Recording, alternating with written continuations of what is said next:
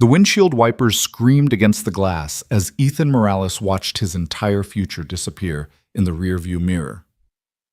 A woman in a $3,000 suit stood ankle-deep in mud beside her stranded Mercedes, and in that split second he made the choice that would cost him everything, or give him everything he never dared to dream of. This is the story of how one missed interview became the most important meeting of his life. Stay with me until the end and drop a comment about which city you're watching from. I love seeing how far these stories travel. The rain came down like bullets that October morning, each drop exploding against the cracked windshield of Ethan Morales' 1998 Ford pickup. The truck wheezed and rattled as it climbed the hill on Route 47, its worn tires fighting for grip on the slick asphalt.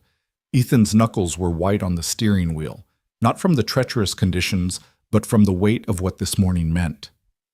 In exactly 37 minutes, he had an interview at Hayes Global Industries, the kind of opportunity that didn't come twice for guys like him. Guys with community college degrees and resumes full of warehouse jobs. Guys raising 8-year-olds alone in apartments where the radiator clanged all night, and the landlord's eviction threats came as regularly as the mail. His phone duct-taped to the dashboard because the holder had broken months ago lit up with a reminder interview, 9:00 a.m., Hayes Global, downtown tower. He'd programmed it to alert him every 5 minutes for the past hour, paranoid that somehow he'd forget the most important appointment of his life.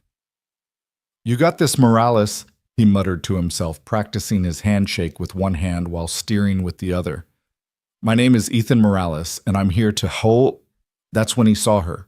The Mercedes-Benz S-Class, the kind of car that cost more than he'd made in the last 5 years combined, sat at an awkward angle on the shoulder, its rear wheels buried deep in the muddy runoff ditch that ran alongside the highway.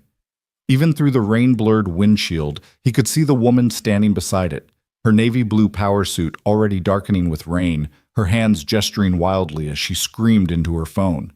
Ethan's foot hovered over the brake pedal. Every instinct told him to keep driving. The digital clock on his phone showed 8:23 a.m. Downtown was still 20 minutes away in good conditions, and these were anything but good conditions.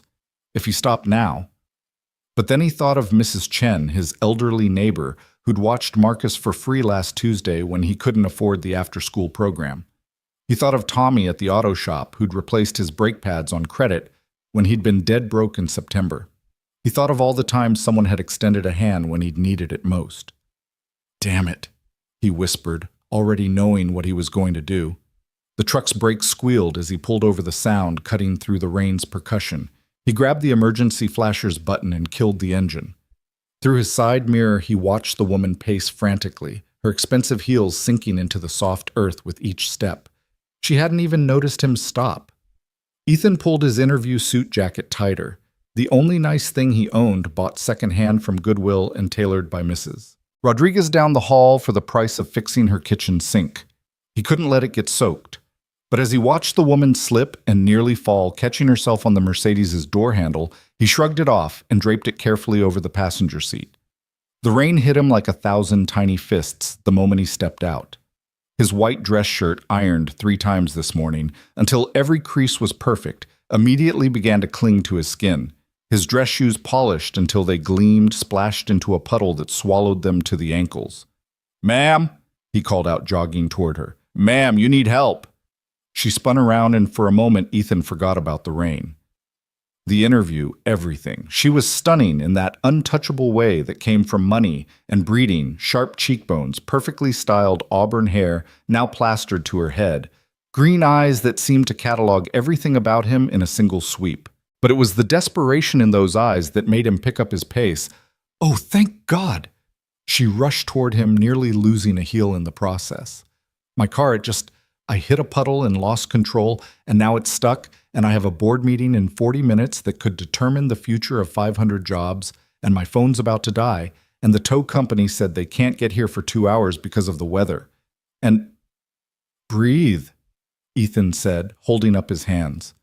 "Just breathe, okay. Let me take a look." He circled the Mercedes, his trained eye assessing the situation. 8 years of working in warehouses and loading docks had taught him about weight distribution, leverage, and problem-solving with limited resources. The car wasn't damaged, just stuck. The angle was bad, but not impossible.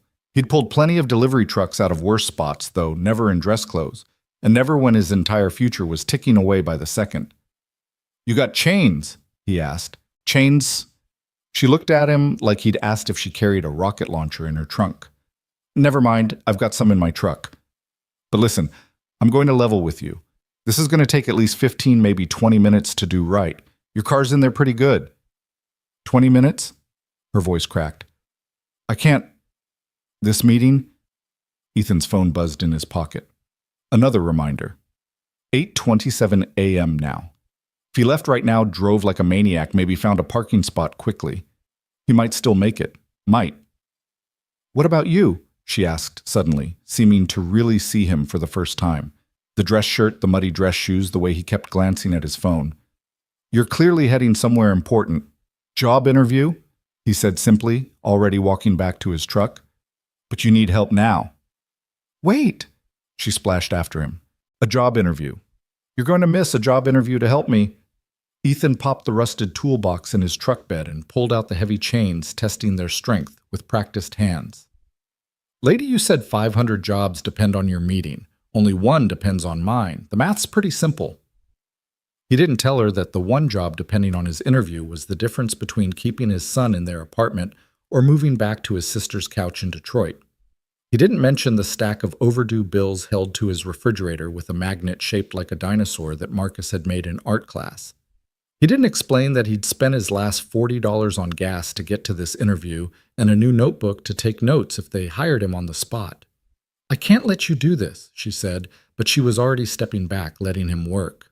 "Not really your choice," Ethan grunted, sliding under the Mercedes with the chains not caring that the cold mud was soaking through his shirt. "Besides, what kind of person would I be if I left you here?" As he worked securing the chains to the Mercedes's frame, he thought about the practice interviews he'd done with Mrs. Chen, the old HR manager who lived in 3B.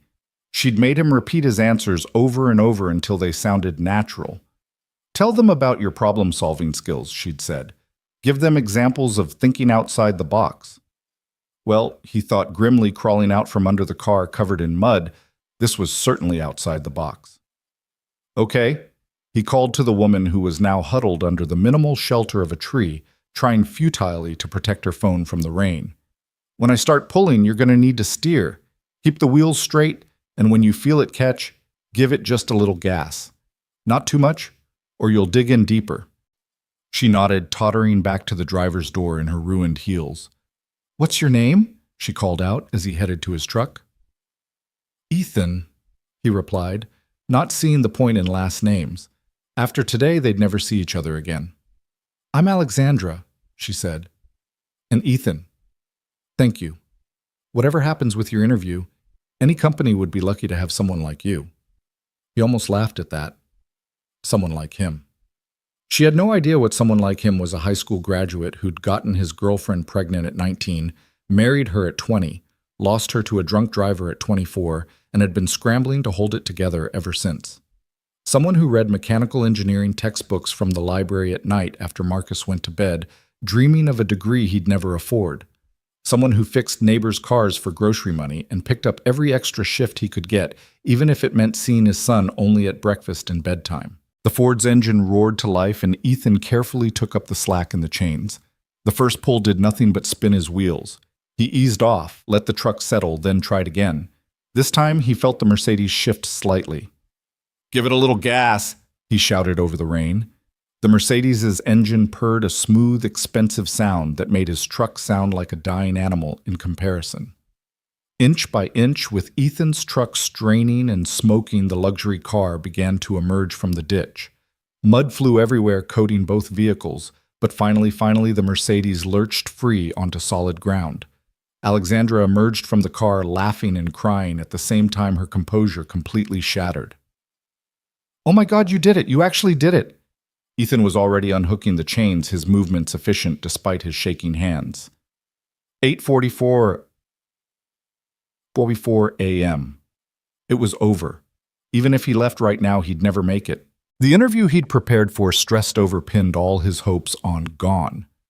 "Here," Alexandra said, pulling a wallet from her purse. "Please let me." Keep it, Ethan said flatly, tossing the muddy chains into his truck bed. I didn't do it for money. But your interview is gone. He couldn't keep the bitterness out of his voice. They were very clear about being on time. Hayes Global doesn't give second chances. Alexandra's face went white. Hayes Global. You had an interview at Hayes Global. Logistics coordinator position. Been preparing for 3 weeks. He slammed the toolbox shut harder than necessary. Look, you should get going. You're meeting those 500 jobs. Ethan, wait. But he was already in his truck, the engine turning over with a reluctant cough. He couldn't stand here and watch her drive away in her $100,000 car to her important meeting while his chance at a better life disappeared like the exhaust fumes in his rearview mirror. He had to at least try, even if it was hopeless. The drive to downtown was a blur of rain and regret. Every red light felt like a personal insult, every slow driver a deliberate obstacle. His phone rang twice, probably Marcus's school, calling about the field trip money he didn't have, but he ignored it. One crisis at a time. He found a parking spot 4 blocks from the Hayes Global building and ran through the rain, his dress shoes squelching with every step. By the time he burst through the revolving doors into the pristine marble lobby, he looked like he'd been swimming in his clothes. The security guard actually stepped forward, hand on his radio, before Ethan held up his hands. I have an interview, he gasped. 9th floor. I'm late, but... The guard's expression shifted from suspicion to pity. Buddy, you might want to... He gestured at Ethan's appearance. Ethan caught his reflection in the polished wall and almost laughed. His white shirt was transparent with rain and stained with mud. His pants were soaked through. His hair was plastered to his head, and there was actual mud on his face. He looked like he'd been in a fight with the earth itself and lost. But he'd come this far. The elevator ride felt eternal. Other passengers edged away from him, avoiding the puddle forming at his feet. When the doors opened on the 9th floor, revealing a pristine reception area with abstract art and leather furniture that probably cost more than his truck, Ethan almost turned around. But then he thought of Marcus, of the disappointment in his son's eyes, when he had to explain why they couldn't afford the new soccer cleats everyone else had. The receptionist, a young woman with perfect makeup and an expression of barely concealed horror, looked up as he approached. I'm Ethan Morales, he said, trying to project confidence despite the water dripping from his chin. I had a 9 o'clock interview for the logistics coordinator position.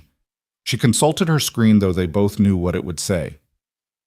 Mr. Morales, I'm afraid the interview panel has already moved on to the next candidate. Mr. Davidson made it very clear that punctuality is essential for this position. If I could just explain... I'm sorry, sir. The decision has been made. We'll keep your resume on file. The words hit him like physical blows. We'll keep your resume on file, corporate speak for you'll never hear from us again. Ethan stood there for a moment, water pooling around his feet on the immaculate carpet, feeling the weight of every bad decision, every piece of bad luck, every moment that had led him to this point. Thank you for your time, he said quietly, and turned to leave. The elevator ride down was worse than the one up. Now he wasn't racing toward hope. He was descending back to reality.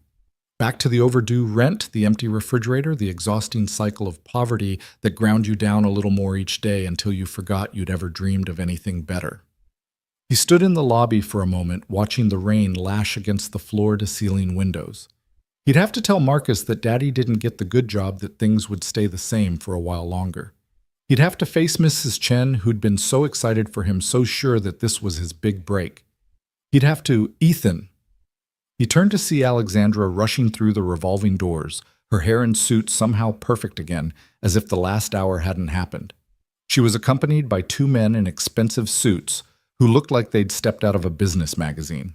Thank God you're still here, she said, slightly out of breath. I need you to come with me.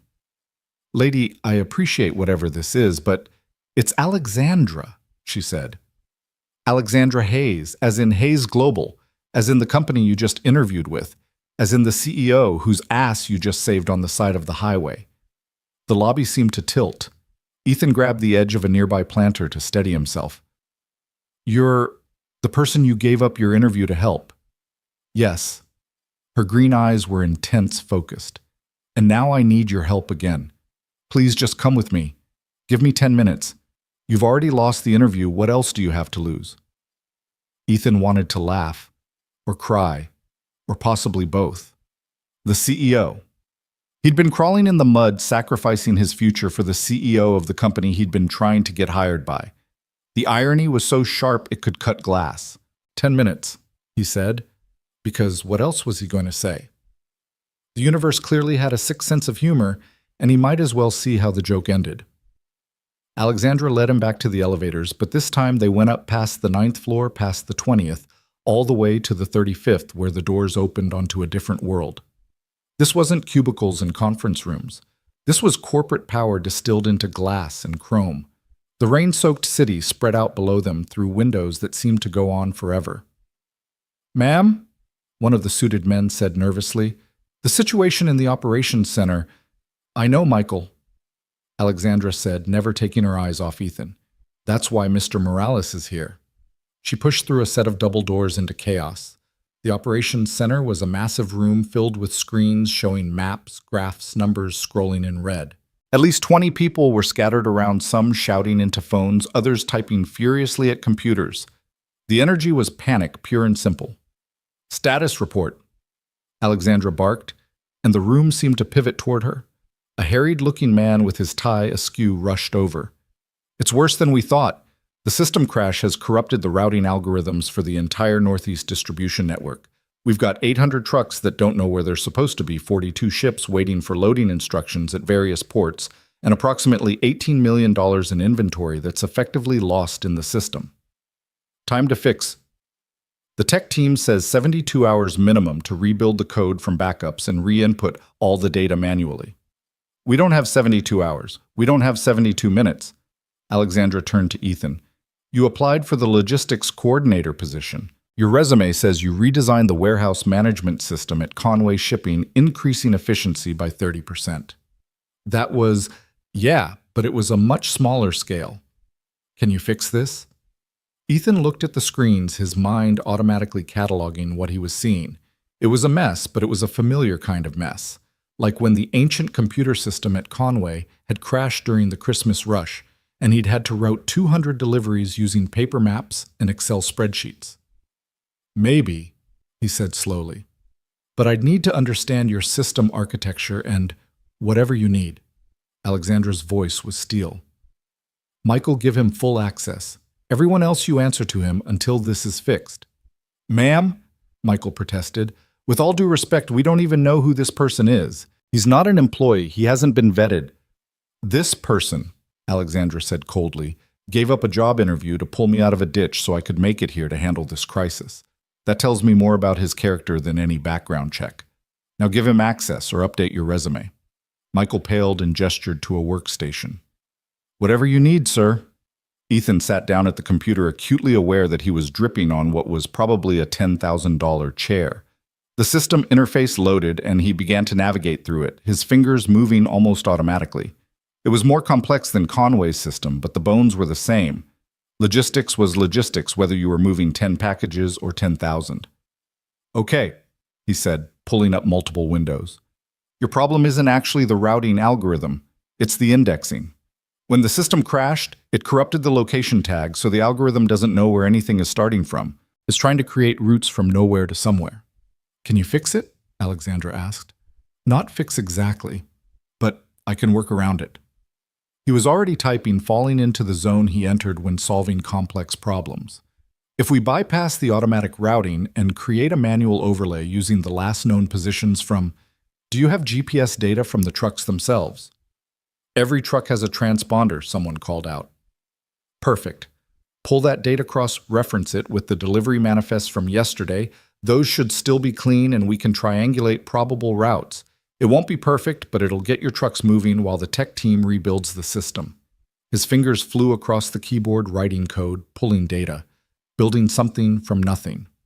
The room had gone quiet except for the clicking of keys and the occasional directive from Ethan. "I need someone to call the port authorities at Newark, Baltimore, and Boston," he said without looking up. "Tell them we're sending priority routing in the next 30 minutes. Someone else get me the inventory list from the past week, not from the corrupted system, from the backup servers. They're older, but they'll be clean." People jumped to follow his orders, and Ethan barely noticed. This was what he was good at, what he'd always been good at, seeing patterns, solving problems, making broken things work again. At Conway, they'd called him the miracle worker, though it had never translated to a promotion or a raise. An hour passed, then 2. At some point, someone put a cup of coffee at his elbow, and he drank it without tasting it. Alexandra stood behind him, watching silently as he rebuilt their entire distribution network from scratch, using duct tape and creativity where million-dollar systems had failed. "There," he said, finally hitting enter on the last command. "Check the boards." Everyone turned to the main screens. The red numbers flickered, held, then began to turn green. One by one, like dominoes falling in reverse, the system came back online. Trucks began moving on the digital map. Ships showed cargo loading. The hemorrhaging of money slowed, stopped, then reversed. The room erupted in cheers. People were hugging, crying, slapping Ethan on the back. Someone mentioned that he'd just saved the company millions, possibly tens of millions. But Ethan barely heard them. He was exhausted, soaked, and suddenly very aware that he was sitting in the executive operations center of a Fortune 500 company, looking like he'd been mud wrestling. "Everyone out," Alexandra said suddenly, and her tone brooked no argument. "Michael, implement Mr. Morales' solution and monitor for any issues. I need the room." The space emptied in seconds, leaving just Ethan and Alexandra. She walked to the window, looking out at the city below, where the rain was finally beginning to lighten. "Do you know what would have happened if I'd missed that board meeting?" she asked quietly. "You said 500 jobs.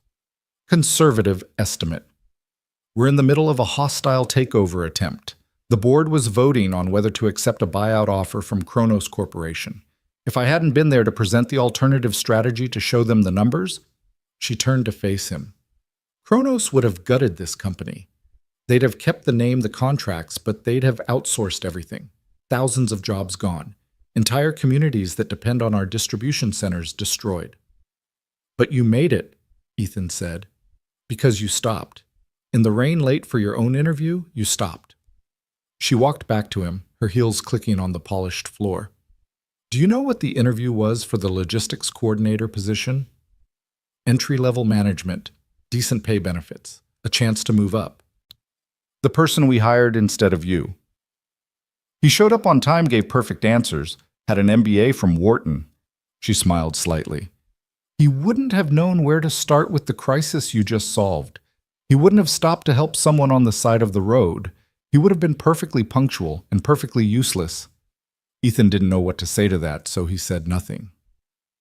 "I'm offering you a job," Alexandra said. "Not logistics coordinator. Senior Director of Emergency Operations. You'll be responsible for crisis management system redundancy and solving the problems that shouldn't exist but do anyway.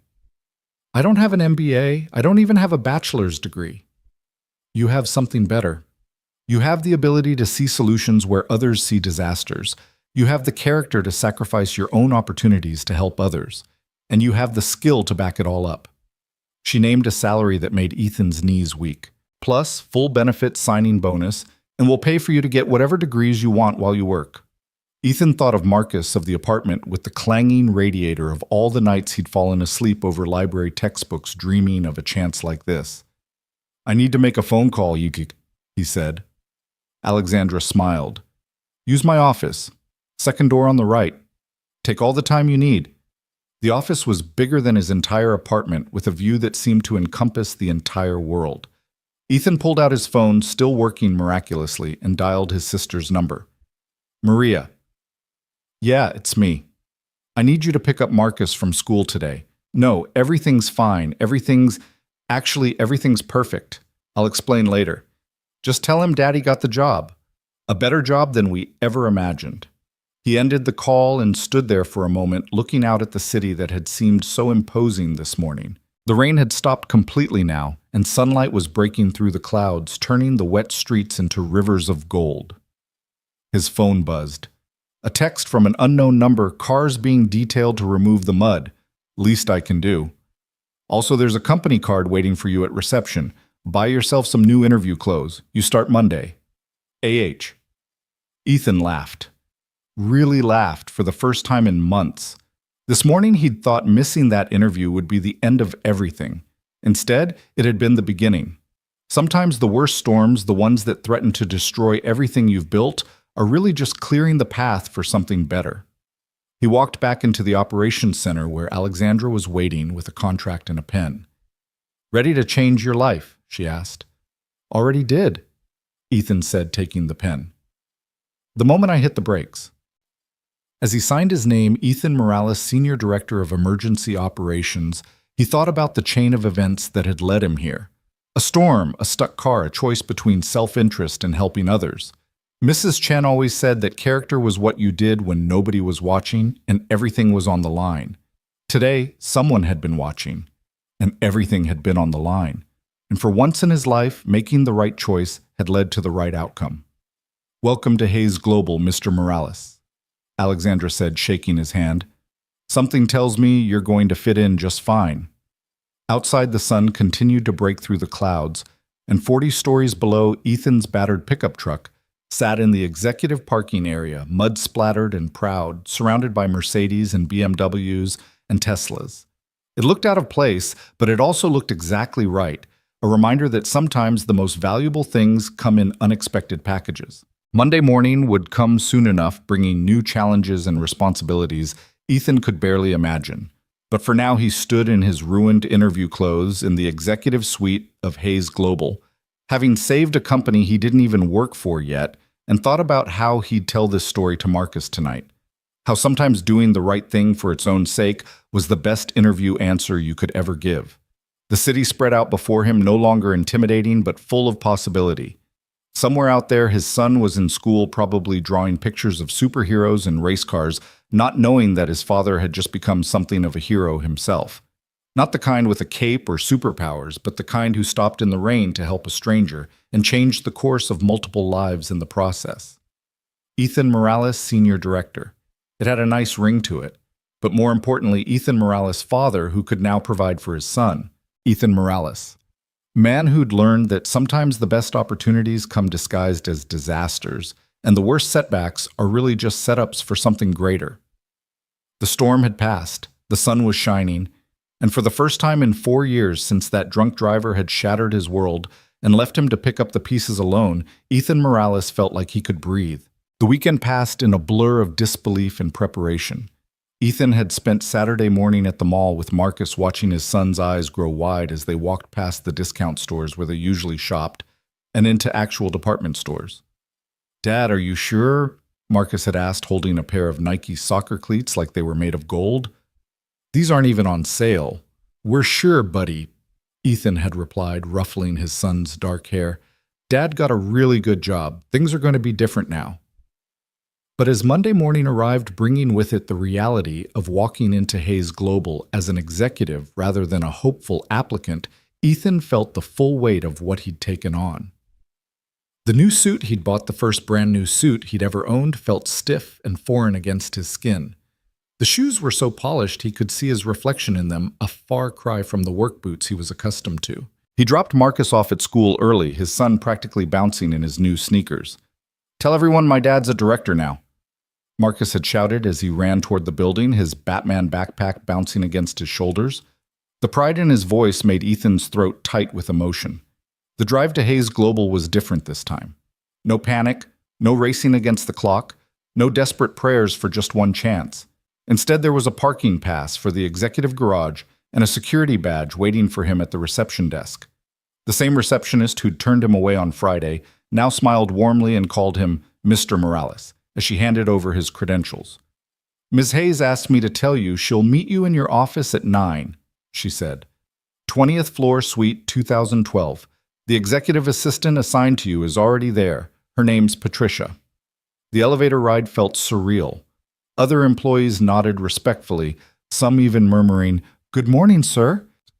Ethan wanted to tell them he was the same guy who'd been dripping mud in their lobby 3 days ago, but he simply nodded back, trying to project a confidence he didn't quite feel.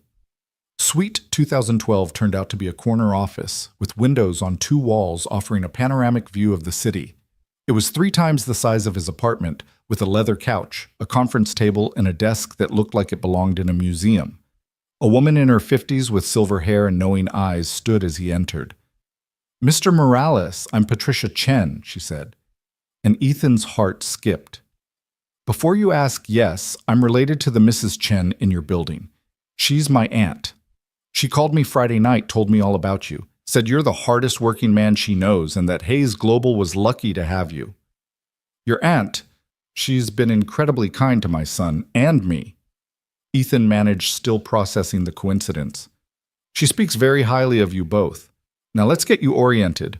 You have a department meeting at 10 lunch with the CFO at noon, and Ms. Hayes wants to see you at 3 to discuss the Rotterdam situation. The Rotterdam situation? Patricia's expression grew serious. One of our major distribution centers in the Netherlands. Complete system failure as of 6 this morning, their time. Similar to what happened here Friday, but potentially worse. It's why Ms. Hayes expedited your start date. Before Ethan could respond, Alexandra swept into the office, her presence immediately commanding the space. Today she wore a charcoal gray suit that probably cost more than Ethan's monthly rent. His former monthly rent, he corrected himself. "Patricia, give us the room," she said, though her tone was warm. Once they were alone, she studied Ethan with those penetrating green eyes. Having second thoughts? More like third and fourth thoughts, Ethan admitted. Ms. Hayes. Alexandra. We're colleagues now. Alexandra, he said, the name feeling strange on his tongue. I appreciate this opportunity, but I need you to know I've never managed people at this level. I've never dealt with international operations. I'm not sure I'm qualified. Do you know what qualified gets you? Alexandra interrupted, moving to the window. It gets you people who know how to fill out the right forms and say the right things in meetings. It gets you Michael Richardson, our previous director who had 2 master's degrees and 15 years of experience, and who also let our entire East Coast network collapse because he was too busy following protocol to see the obvious solution. She turned back to him. I didn't hire you because you're qualified. I hired you because when everything goes to hell, and in this business, it always does, you're the person who figures out how to fix it. The Rotterdam situation. 3 of our qualified people have been working on it for 6 hours. They've accomplished nothing except writing reports about why it can't be fixed quickly. And you want me to? I want you to do what you did Friday. Cut through the bureaucracy and solve the problem. She paused at the door. Oh, and Ethan, that interview suit looks good on you, but you might want to keep some work clothes here. Real crisis management tends to be messy. The department meeting at 10 was a trial by fire. 12 people, all with more experience and higher degrees than Ethan, sat around the conference table looking at him with expressions ranging from curiosity to barely concealed resentment. He recognized the type they were, the ones who'd played by all the rules, climbed the ladder rung by rung, and here he was catapulted over them because he'd changed a tire in the rain. So, said a man with rimless glasses and a Princeton tie clip, perhaps you could share your strategic vision for the department, Mr. Morales. It was a test Ethan knew, a way to expose him as the imposter they suspected he was. 6 months ago, he would have fumbled, tried to fake his way through with corporate buzzwords he'd memorized from library books. But Friday had changed something in him. He'd sat in that executive operations center and solved a problem none of them could solve. He'd earned this seat at the table. My strategic vision, Ethan said slowly, is that we stop having crises to manage. Every problem we've had in the last year I spent the weekend reviewing the files has been a predictable failure we could have prevented. We're so busy putting out fires that nobody's checking the smoke detectors. That's a rather simplistic, Princeton began. Is it? Ethan pulled up a chart on his tablet, mirroring it to the room's screen. This is your incident report log for the past 12 months. See the pattern. Every major failure happened during a shift change, a holiday weekend, or a system update. We know when we're vulnerable, but we don't prepare for it. We just react after it happens. A woman with red hair and sharp features leaned forward. You're suggesting predictive crisis management. I'm suggesting we stop being surprised by the obvious. Rotterdam right now. Let me guess. They did a system update over the weekend skeleton crew, and something went wrong that nobody caught until the Monday morning shift arrived. The room went quiet. Princeton cleared his throat. How did you know that? Because it's the same thing that happened here Friday, and probably the same thing that happened in Chicago last month, and Seattle the month before that. Ethan stood moving to the whiteboard. We're a logistics company running on a schedule everyone knows. Our vulnerabilities are predictable, which means our failures are preventable. He started sketching out a diagram, his hands moving with the confidence that came from years of solving problems on warehouse floors. We need redundancy teams specifically for high-risk periods. We need system updates staggered across regions, so we're never completely vulnerable. We need— Mr. Morales, the red-haired woman interrupted. What you're proposing would cost millions. And Friday cost us how much? Ethan countered. Not just in immediate losses, but in client confidence, in overtime to fix the problems. In potential lawsuits, if shipments containing medical supplies had been delayed. The room fell silent again, but this time it was contemplative rather than skeptical. The red-haired woman, Sarah Martinez, according to her nameplate, nodded slowly. You're right. We've been treating symptoms instead of the disease. Look, Ethan said, setting down the marker. I know most of you are wondering why I'm here. Why someone with no degree and no executive experience is suddenly running this department. The truth is, I'm wondering the same thing. But I've spent 10 years on warehouse floors loading docks and in distribution centers. I've seen how these failures actually play out at ground level. So maybe instead of questioning whether I belong here, we could work together to make sure these failures stop happening. Princeton took off his glasses, cleaned them, and put them back on. The Rotterdam situation. If you're right about the pattern, then their backup system should still have clean data from Friday afternoon. Exactly, Ethan said. We don't need to rebuild from scratch. We just need to bridge the gap between Friday's backup and Monday's reality.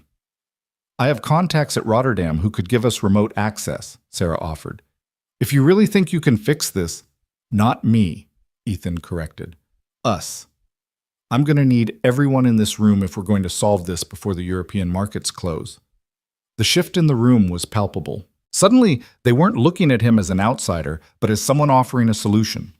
Laptops opened, phones emerged, and within minutes the conference room had transformed into a war room. The Rotterdam fix took 4 hours. 4 hours of intense collaboration with Ethan, directing traffic, while his team, and somewhere in those 4 hours they'd become his team, executed the solution. Princeton turned out to be brilliant at coding workarounds. Sarah had connections throughout Europe who could implement changes on the ground. Others brought their own expertise, and Ethan orchestrated it all, like a conductor leading an orchestra through a complex symphony. When the Rotterdam Distribution Center came back online at 2:47 p.m., their time just minutes before the market closed, the conference room erupted in exhausted celebration. Princeton actually shook Ethan's hand, his grip firm and respectful. That was impressive, he admitted. I've never seen anyone approach a problem quite like that. That's because I've never had a team this good to work with, Ethan replied, and he meant it. These people knew things he didn't have, skills he lacked. But what he brought was the ability to see through the complexity to the simple solution underneath, and the leadership to get everyone moving in the same direction. Lunch with the CFO had to be postponed. Nobody wanted to leave while Rotterdam was still in crisis, so Patricia had sandwiches brought in. Ethan found himself eating a turkey club, while simultaneously coordinating with teams in 3 time zones, and it felt more natural than any formal lunch meeting would have. At 3 o'clock, Alexandra appeared in the doorway. The conference room was a mess of empty coffee cups, whiteboards covered in diagrams, and exhausted but satisfied employees. She took it all in with one sweep of her eyes, and a small smile played at the corners of her mouth. Rotterdam's fully operational, she asked. As of 17 minutes ago, Sarah reported. All shipments are moving, no data loss, and the client notifications have gone out. We're estimating minimal impact on delivery schedules. Excellent. Alexandra's gaze found Ethan. My office, please. As Ethan followed her out, he heard Princeton say to Sarah, I take back what I said this morning.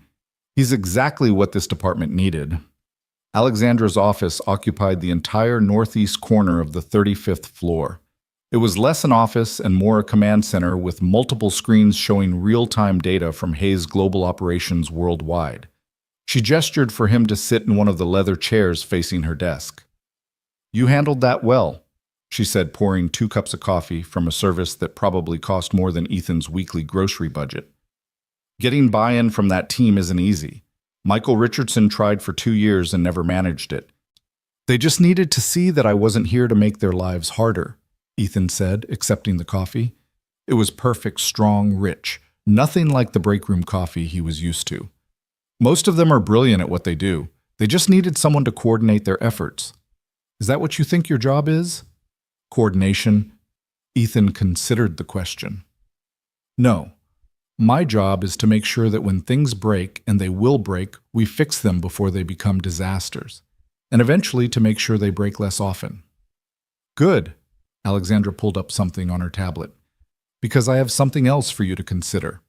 We're acquiring a smaller logistics company, Henderson Shipping. They have excellent regional networks, but terrible systems integration. The board is concerned about the merger creating vulnerabilities. When's the acquisition scheduled? 6 weeks. Ethan whistled low. That's not much time for integration. Which is why I want you leading the transition team. It'll mean traveling to their facilities, working with their people, and essentially rebuilding their entire operational framework to mesh with ours. Alexandra, I've been here exactly 1 day. And in that day, you've solved 2 major crises and gotten the most stubborn department in the company to follow your lead. She leaned back in her chair. I know it's a lot to ask. It would mean long hours time away from your son. I wouldn't blame you if you wanted to settle in first, take things slowly. Ethan thought about Marcus, about the promises he'd made to spend more time with him now that things were better. But he also thought about proving himself, about securing their future, about showing everyone, including himself, that he deserved this chance.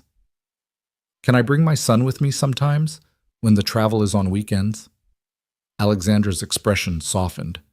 Ethan, you're an executive now. You set your own schedule within reason. If you need to bring your son, bring him. If you need to work from home some days, do it. I hired you for your ability to solve problems, not to warm a chair for a set number of hours. Then yes, I'll lead the transition team. Excellent. Patricia will have the files sent to your office. Oh, and Ethan. She pulled out a black credit card and slid it across the desk. Corporate card. For travel client dinners and anything else you need for the job. Don't be shy about using it. It's a tool, not a perk. The weight of the card in his hand felt significant, like holding a key to a door he'd never thought he'd be allowed to open. Thank you for all of this. For taking a chance on... Stop, Alexandra interrupted. I'm not taking a chance.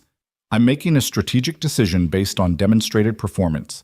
You saved this company millions of dollars before you even officially worked here. You've proven yourself. Now stop being grateful and start being the executive I hired you to be. As Ethan stood to leave, she added, Your son, Marcus, right? 8 years old. Yes, how did you take? Patricia's thorough. Alexandra smiled. The company has a family day next month. Bring him. Let him see where his father works, what you've accomplished. Children should be proud of their parents. The rest of the afternoon was a whirlwind of meetings, introductions, and information absorption. Ethan met with IT to understand the system's architecture, with legal to grasp the implications of the Henderson acquisition, with operations to learn the global network he was now responsible for protecting. His brain felt like it might explode from information overload, but he took careful notes, asked questions, and slowly began to see the full picture of Hayes Global's massive operation. By 6 o'clock, the office had begun to empty, but Ethan remained at his desk studying the Henderson files. Their system was a mess, outdated software, no standardization across facilities, and critical vulnerabilities that made Friday's crisis look minor by comparison. It would take a miracle to integrate them smoothly in 6 weeks. You planning to sleep here? He looked up to find Sarah Martinez in his doorway, her jacket over her arm. Just trying to understand what we're up against with Henderson, he said, rubbing his eyes. Word of advice. She came in and perched on the edge of his desk, a familiarity that suggested acceptance. Don't try to learn everything in 1 day. Michael Richardson tried that. Burned out in 6 months, started making mistakes, and eventually created more problems than he solved. Is that what happened to him? Alexandra mentioned he let the East Coast network collapse. Sarah nodded. He was so overwhelmed by trying to know everything that he couldn't see the obvious solution right in front of him. Don't make the same mistake. You've got good instincts, trust them. Thanks, and Sarah. Thanks for backing me up in there today with Princeton and the others. You earned it. She stood to go, then paused. You know, when we heard Alexandra had hired someone off the street, literally, we all thought she'd lost her mind. But seeing you work today, you think differently than the rest of us. You see solutions we miss because we're too educated to recognize simple fixes. Don't lose that. After she left, Ethan packed up his things, still marveling at the fact that he had an office to pack up from. As he walked to the elevator, he passed the night cleaning crew beginning their work.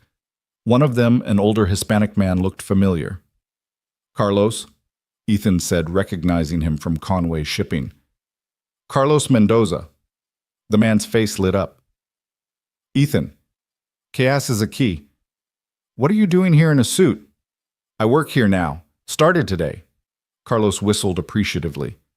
"Moving up in the world, huh? Good for you, man. You always were too smart for that warehouse." They chatted for a few minutes, and Ethan made a mental note to find out more about the night crew's working conditions. These were the people who kept the building running, who made it possible for executives to walk into clean offices every morning. They deserved respect and fair treatment. The drive home felt different than any commute he'd ever had. He wasn't exhausted from physical labor, but his mind was spinning with possibilities, problems, and solutions. The radio played something about market volatility, and for the first time, Ethan understood how that might affect Hayes Global's shipping volumes.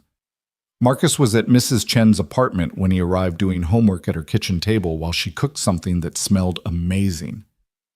"Daddy!" Marcus jumped up, running to hug him.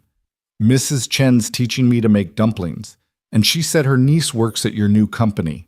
"That's right, buddy. Small world, isn't it?" Ethan accepted a cup of tea from Mrs. Chen, who was beaming with pride. "Patricia called me," she said quietly, while Marcus went back to his homework. "Said you handled yourself like you'd been an executive for years. I knew you had it in you." "I couldn't have done any of this without your help, Mrs. Chen. All those practice interviews watching Marcus when I couldn't afford daycare." "Family helps family," she said firmly, "and you've been family since the day you fixed my sink and refused to take payment." They ate dinner together. Mrs. Chen insisted, and Marcus chattered about his day, about how he'd told everyone his dad was a director at a big company, about how Jimmy Valdez didn't believe him until the teacher confirmed it was true. The pride in his voice made every challenge of the day worth it. Later, after they'd returned to their own apartment and Marcus was asleep, Ethan sat at their small kitchen table with his laptop continuing to study the Henderson files. The radiator clanged its familiar rhythm, but now instead of being a reminder of poverty, it was a metronome marking his progress from where he'd been to where he was going. His phone buzzed with a text from an unknown number. When he opened it, he found a photo of the muddy Mercedes from Friday, now gleaming in what looked like a high-end auto shop. The message read, "Got all the mud out. Car looks better than ever. Sometimes getting stuck leads to improvements. AH." Ethan smiled, saving the number under Alexandra Hayes, CEO. Then he went back to his files, planning the integration that everyone said would be impossible in 6 weeks.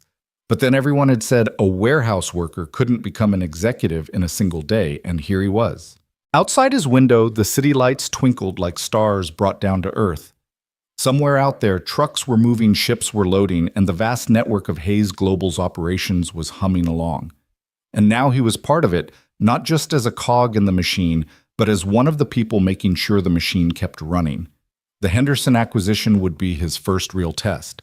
Not a crisis dropped in his lap, but a challenge he had to see coming and prevent from becoming a crisis. It would mean long days, complicated negotiations, and juggling responsibilities he was still learning existed. But sitting there in his small apartment with his son sleeping safely in the next room and a future that finally looked bright, Ethan felt ready for all of it.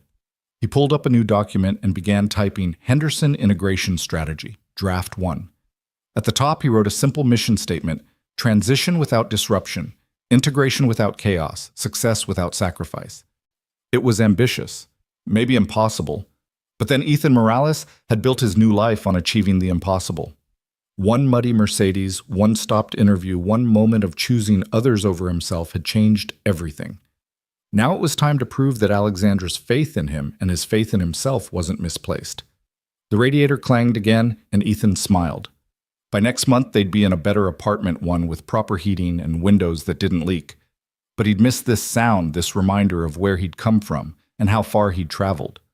It was the soundtrack of his transformation, the rhythm of resilience that had carried him from desperation to hope. Tomorrow would bring new challenges. The Henderson team would probably resist the changes he needed to implement. His own team would be watching to see if Friday's success was a fluke or a pattern. Alexandra would be expecting results that justified her unconventional hiring decision. But tonight, Ethan Morales, single father, former warehouse worker, newly minted senior director of emergency operations, sat in his humble apartment and planned the future of a multi-billion-dollar logistics network. The contrast should have been jarring, but instead it felt like the most natural thing in the world. Because sometimes the best person to prevent a crisis wasn't someone who'd never experienced one, but someone who'd lived through so many that crisis management had become second nature. Someone who knew what it was like to juggle impossible responsibilities with limited resources. Someone who understood that when everything was on the line, you didn't have the luxury of perfect solutions, you just had to find something that worked. As midnight approached, Ethan finally closed his laptop. Tomorrow would come soon enough, bringing with it the weight of executive responsibility. But he'd carried heavier weights, the weight of grief, of single parenthood, of dreams deferred but not destroyed. This was just a different kind of load, and he'd learned long ago how to bear what needed bearing. He checked on Marcus one more time, watching his son sleep peacefully, unaware that his life had fundamentally changed.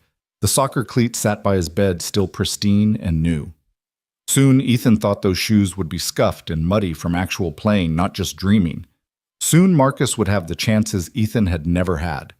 That was worth any amount of pressure, any number of sleepless nights studying integration strategies and crisis protocols. That was worth proving himself over and over again until even Princeton, with his tie clip, would admit that Ethan Morales belonged in that conference room, in that office, in that life. The storm that had brought Alexandra Hayes into his life had passed, but Ethan knew there would be other storms. Corporate storms, strategic storms, the storms that came with trying to merge two incompatible systems into one functional whole.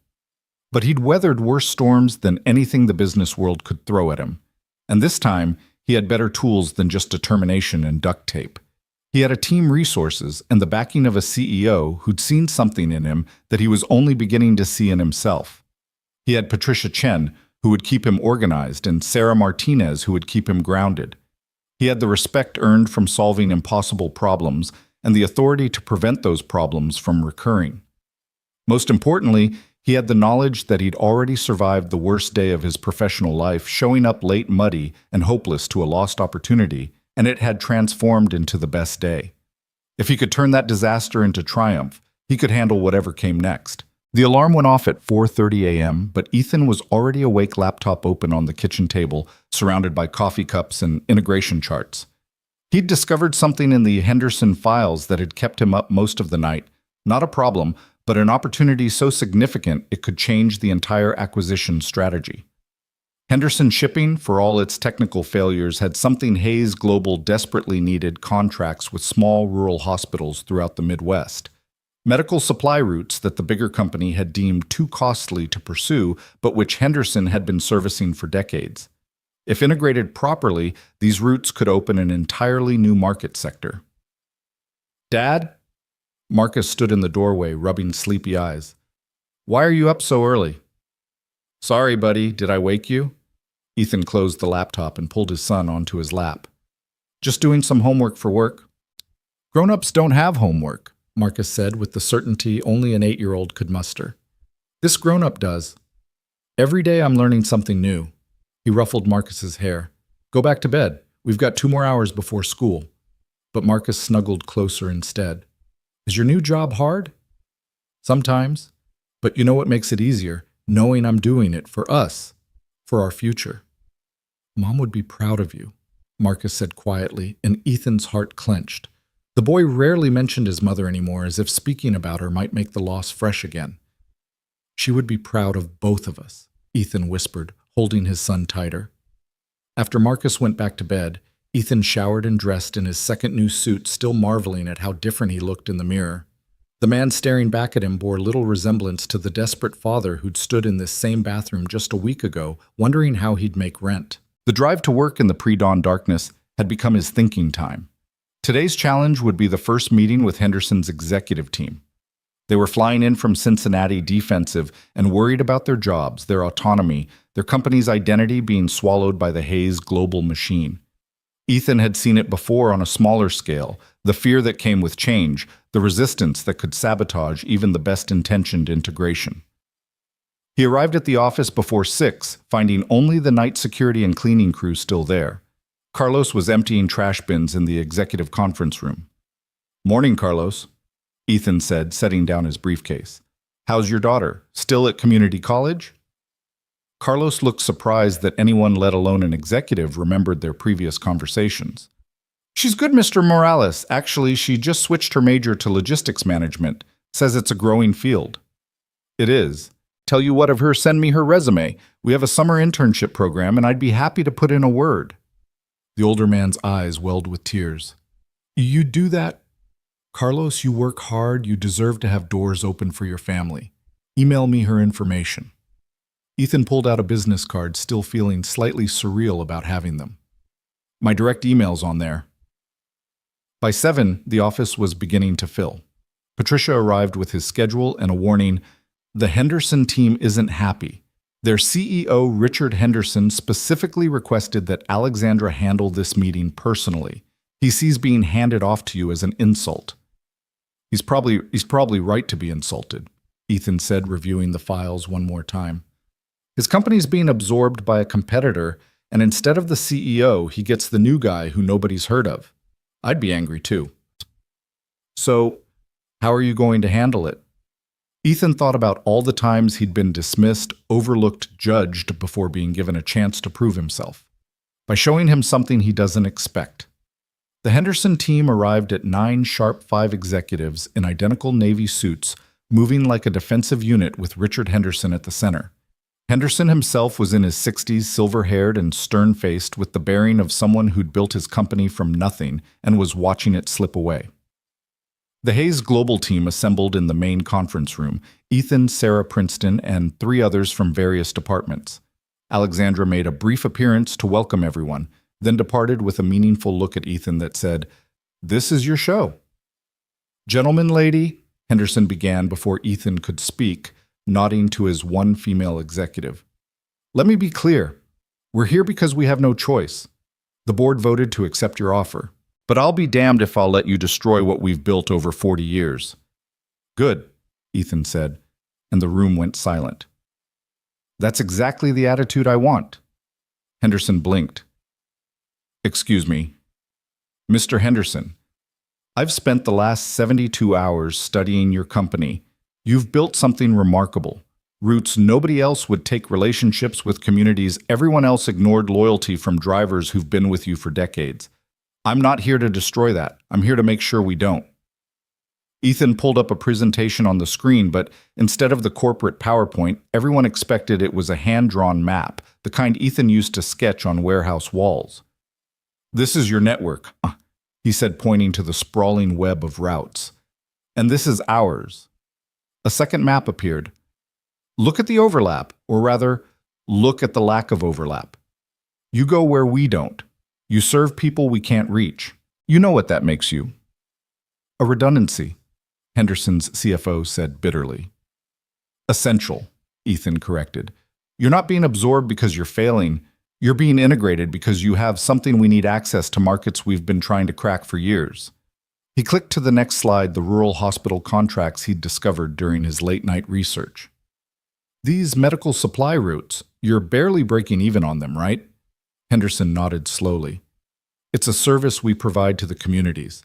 My father started the company in one of those towns. We don't abandon our roots.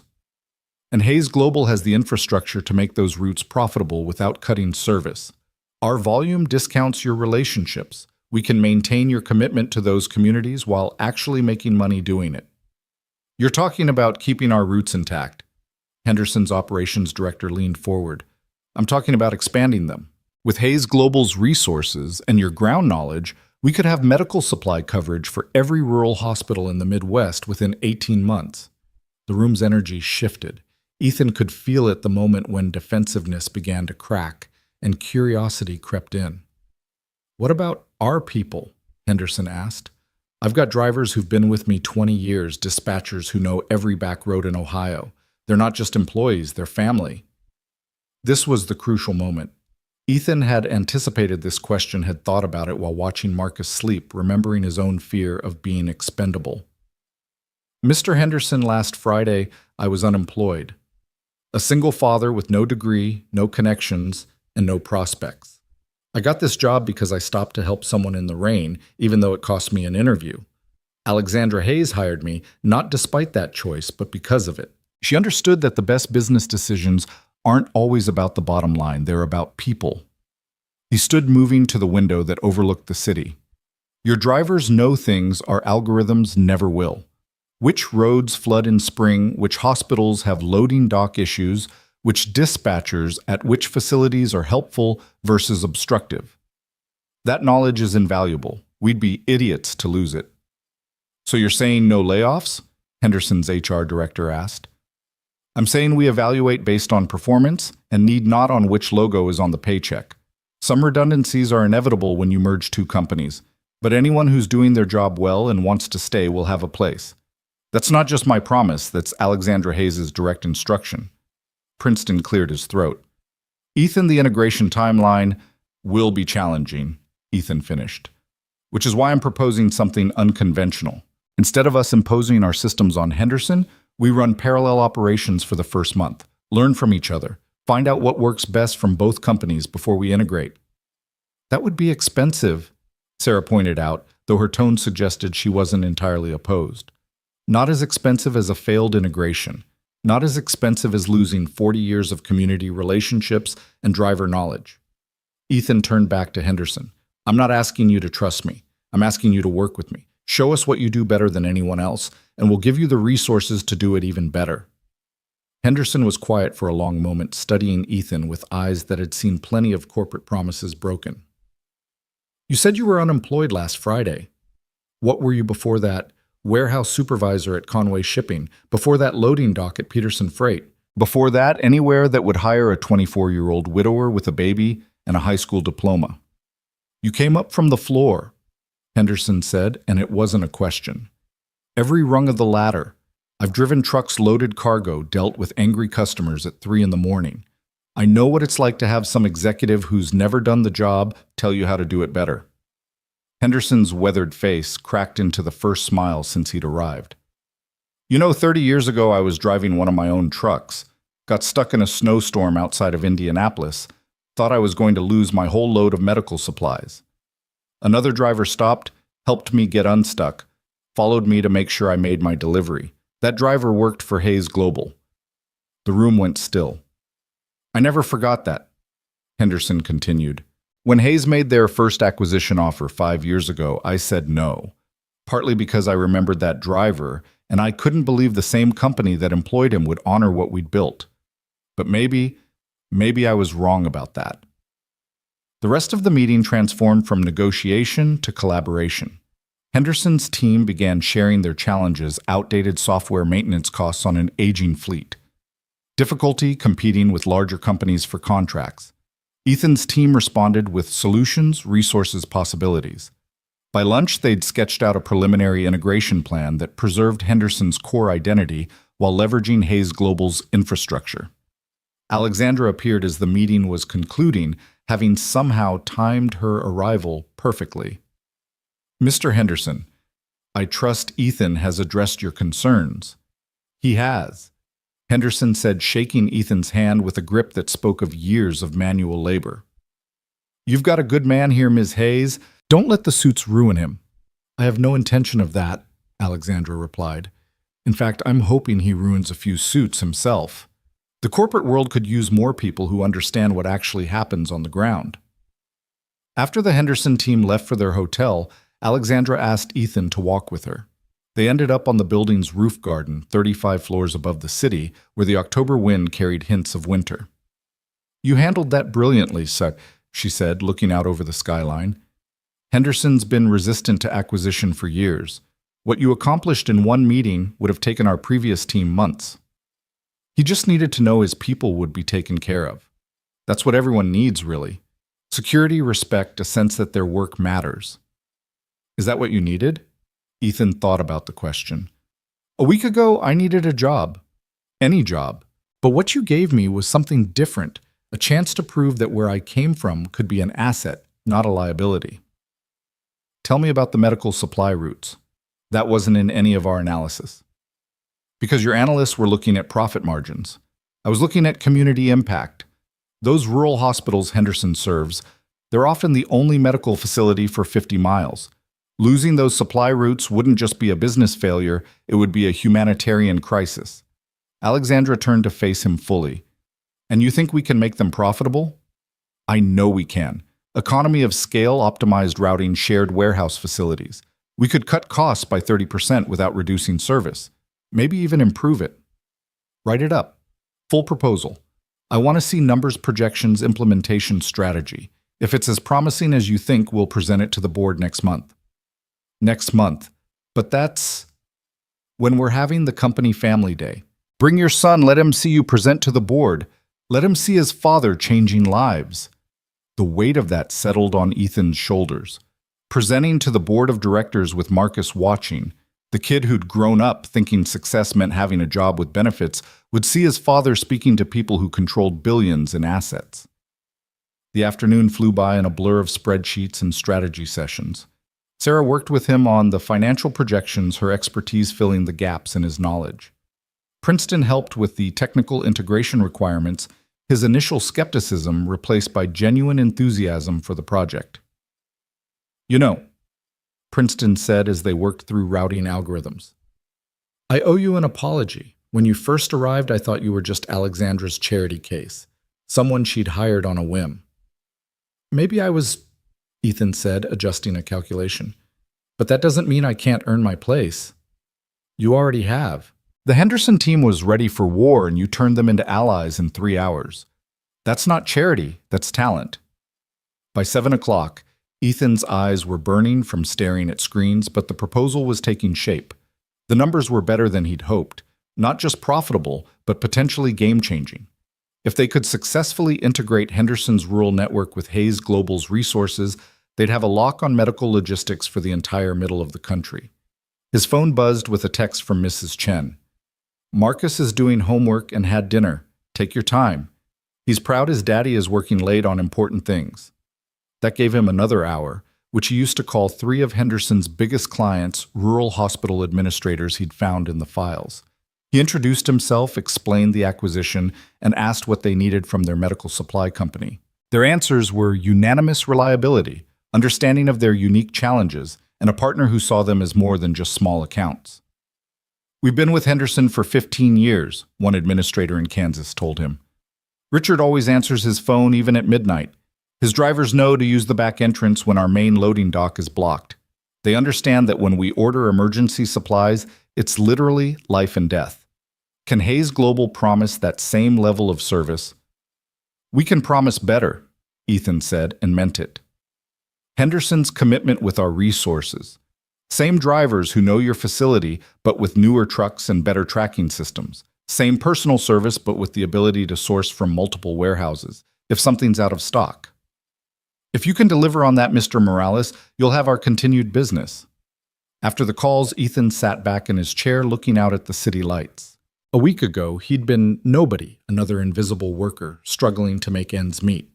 Now he was negotiating million-dollar contracts and reshaping how a Fortune 500 company thought about rural markets. The transformation was dizzying, but underneath it all, he was still the same person, someone who solved problems, who saw opportunities others missed, who understood that business was ultimately about people. His desk phone rang the internal line from the lobby. Mr. Morales, there's a woman here to see you. She doesn't have an appointment, but she says it's urgent. Her name is Jennifer Walsh. The name hit him like a physical blow. Jennifer was Lisa's sister, Marcus's aunt. She'd fought for custody after Lisa's death, claiming Ethan was unfit, too poor, too overwhelmed to raise a child alone. The courts had sided with him, but barely. She'd promised to keep watching, waiting for him to fail. Send her up, he said, his mouth suddenly dry. Jennifer arrived looking exactly as he remembered, polished, professional, radiating disapproval. She was a corporate lawyer, had always looked down on Ethan as not good enough for her sister, and had been proven right in her mind when he couldn't provide the life Lisa deserved. Ethan, she said, taking in his office with obvious surprise. This is unexpected. Jennifer, what brings you here? I heard about your new position, director at Hayes Global. Rather sudden, isn't it? I earned it, Ethan said evenly. What do you want? She sat without invitation, her posture rigid. I want to know if this is real, or if you're being set up to fail, because if this is some temporary situation that's going to implode and leave Marcus worse off than before. It's real, Ethan interrupted. I have a contract, a salary that ensures Marcus will want for nothing, and the backing of the CEO herself. The CEO who hired you off the street. That doesn't sound stable, Ethan. It sounds like a whim that could be reversed just as quickly. Ethan's phone buzzed. A text from Alexandra. Heard you're still in the office. Stop by before you leave. Important news. Jennifer, I appreciate your concern for Marcus, but do you... Because from where I'm sitting, you've always put your pride before his welfare. Too proud to accept help, too proud to admit when you're in over your head. Too proud to let you take my son and raise him to be ashamed of where he came from, Ethan shot back. Yes, I am too proud for that. She flinched. I never wanted him to be ashamed. I wanted him to have opportunities. He has them now, real ones, not just material things, but the chance to see his father succeed through hard work and integrity. That's worth more than any trust fund. Jennifer stood to leave, then paused. Lisa would have been proud of you, you know. She always said you could be more than you believed. I worry. This seems too good to be true. Sometimes good things happen, Ethan said softly. Sometimes stopping to help someone in the rain changes everything. After she left, Ethan made his way to Alexandra's office, still shaken from the encounter. Alexandra was standing at her window, phone to her ear, but she waved him in. Yes, Senator, I understand your concerns about rural hospital access, she was saying. Actually, I have my Director of Emergency Operations here now, and we're developing a comprehensive plan to ensure no disruption in medical supplies during the integration. She put the call on speaker. Senator Reynolds, this is Ethan Morales. He's leading the Henderson acquisition. Mr. Morales. The senator's voice boomed through the speaker. I've got constituents worried about their hospitals losing Henderson's service. Richard Henderson has been supplying some of these facilities since before I was in office. Can you guarantee continuity? Senator, I can guarantee improvement, Ethan said. Every Henderson route will be maintained, every driver who wants to stay will have a job, and within 6 months, we'll have reduced delivery times by 20% through optimized routing. And the personal touch. These aren't just numbers on a spreadsheet, Mr. Morales. These are communities that depend on knowing their supply chain is reliable. Senator, last week I was loading trucks myself. I know the difference between a spreadsheet and reality. Henderson's people know things our computers never will, and we're keeping that knowledge. We're just giving them better tools to use it. There was a pause, then the senator chuckled. You sound different from the usual corporate types, Mr. Morales. Alexandra, where'd you find this one? On the side of a highway in a rainstorm, Alexandra said, smiling at Ethan. The best hiring decision I've ever made. After the call ended, Alexandra poured 2 glasses of what looked like very expensive scotch. The senator's support is crucial for the acquisition. You just secured it. I just told the truth, which is surprisingly rare in these circles. She handed him a glass. Your ex-sister-in-law was here. How did you... Building security alerts me to any unusual visitors for my executives. Jennifer Walsh has a reputation as a fierce custody attorney. Should I be concerned? Ethan took a sip of the scotch, which burned pleasantly. She's always thought I wasn't good enough for Marcus. For years, she was right. Now, I don't know. Maybe she's worried I'll screw this up. Will you? Everyone keeps asking me that in different ways. You, Jennifer, even I ask myself. But here's what I know, I've already survived my worst-case scenario.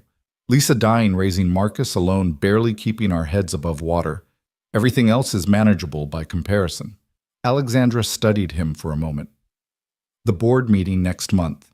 I want you to present the full Rural Medical Supply Initiative. Not just the Henderson integration, but a comprehensive strategy for serving underserved markets. That's significantly bigger than what we discussed. You're thinking too small, Ethan.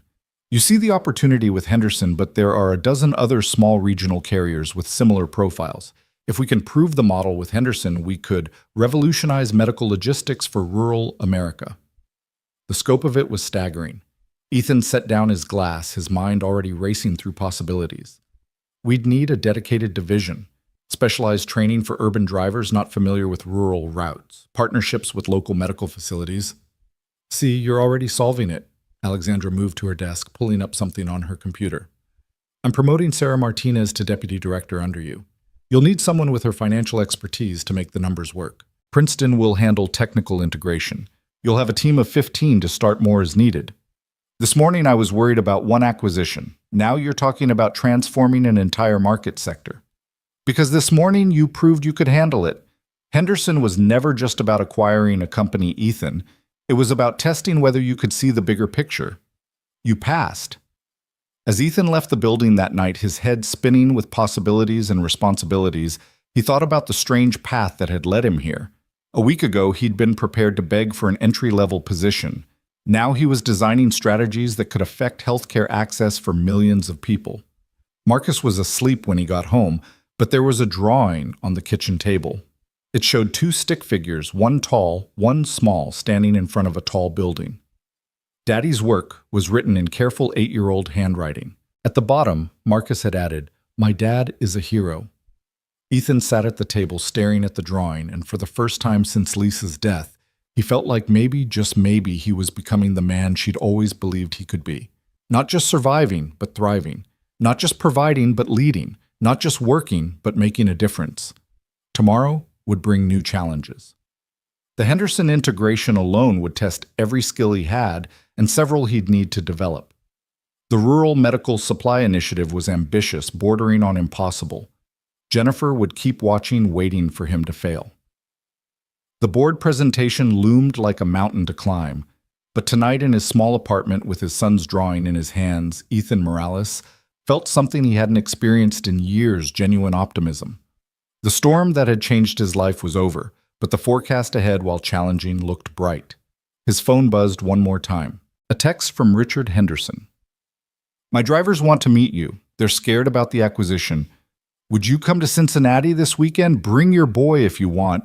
We're having a company barbecue Saturday. Let them see you're human." Ethan typed back, "We'll be there."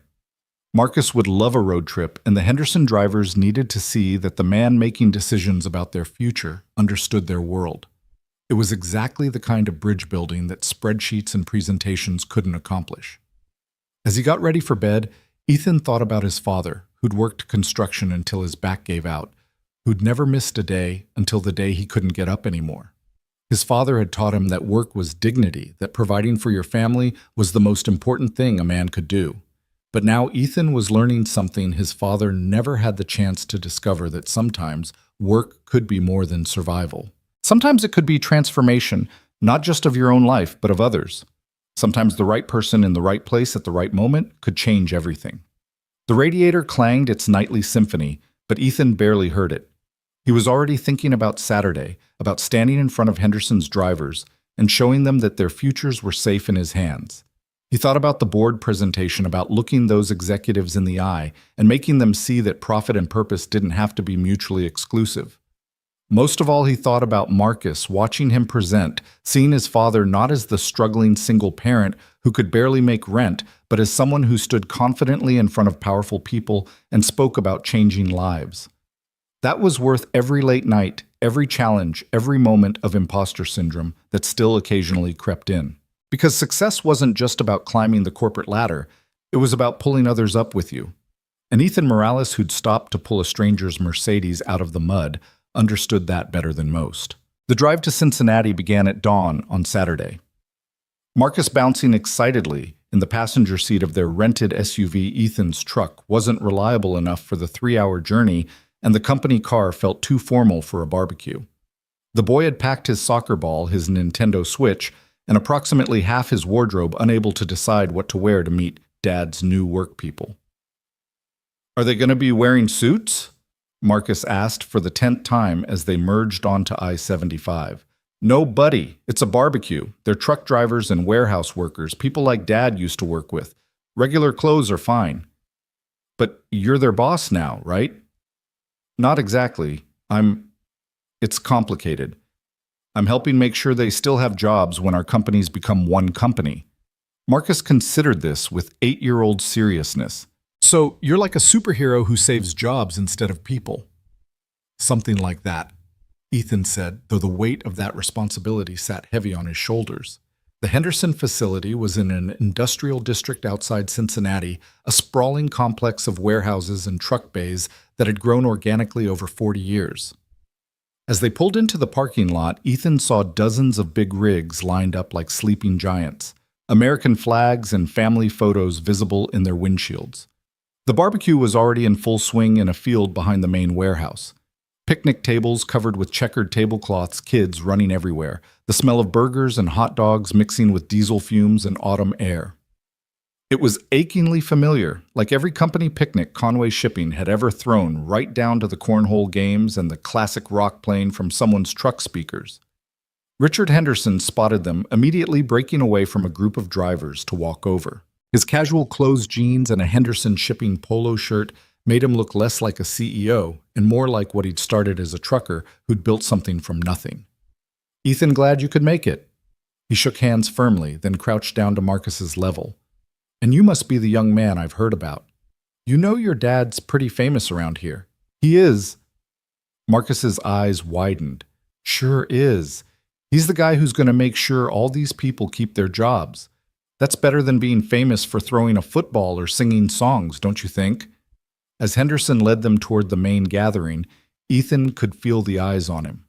Conversations quieted as they passed drivers and warehouse workers sizing him up, trying to reconcile the corporate executive they'd heard about with the man in jeans and a Conway Shipping softball team shirt he'd deliberately worn.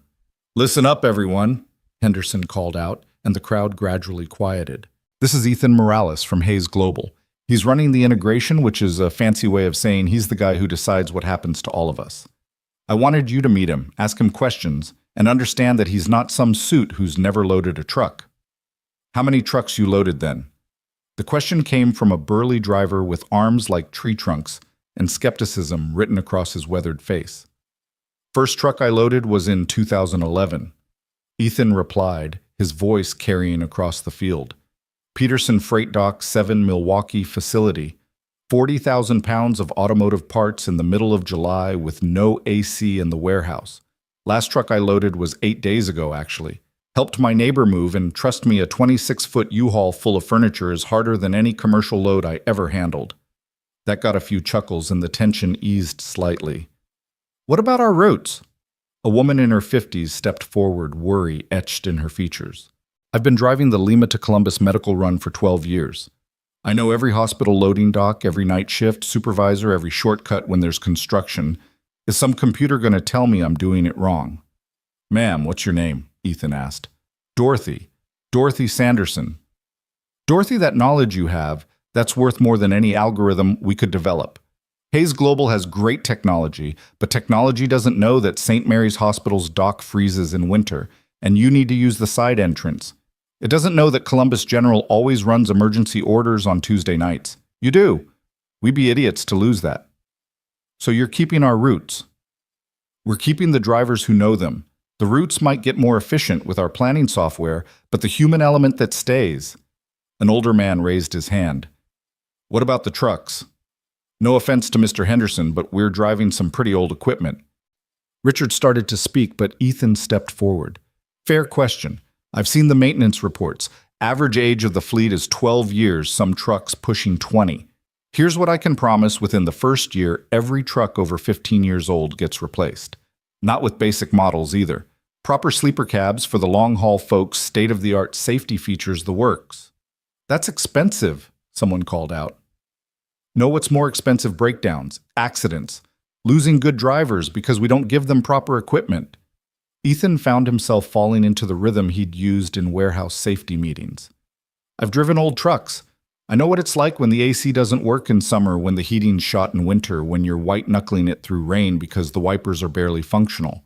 That's not just about comfort, it's about safety and respect." Marcus had wandered over to where some kids were playing soccer, but he kept glancing back at his father, clearly proud of how the adults were listening to him. Mr. Morales, a young driver, probably mid-20s, stepped forward nervously. I just started here 6 months ago, last in first outright. Should I be looking for another job? Ethan recognized the fear in the kid's eyes, the same fear he'd carried for years. What's your name? Tyler. Tyler Brooks. Tyler, you have any safety violations? Customer complaints? Problems with your logs? No, sir. Clean record. Then you've got nothing to worry about. We're not doing layoffs based on seniority. If someone has to go and I'm trying to make sure that number is as close to zero as possible, it'll be based on performance and need not who's been here longest. But the news says mergers always mean job cuts, Tyler persisted. Usually they do. But this isn't usual. Henderson has routes and contracts we need. You have knowledge we need. Cutting jobs would be like buying a car and then throwing away the engine. Dorothy spoke up again. You talk a good game, Mr. Morales, but we've heard promises before. What makes you different? Ethan thought about how to answer, then decided on complete honesty. 8 days ago, I was unemployed. Single father, overdue rent, had to choose between gas money and groceries. I got my job at Hayes because I stopped to help someone in a rainstorm, even though it meant missing my interview. That someone turned out to be Alexandra Hayes. The crowd had gone completely silent now. I know what it's like to live paycheck to paycheck. I know the fear of losing your job, of not being able to provide for your family. I can't promise everything will be perfect, but I can promise that every decision I make will consider the people affected by it. Because I've been you. Hell, I still am you, just with a newer suit. Your kid goes to public school, someone asked. Marshall Elementary, same one I would have gone to if we'd stayed in Cincinnati. He's on the free lunch program, actually. I should probably update that now, but honestly, I forgot. That admission broke something in the crowd's resistance.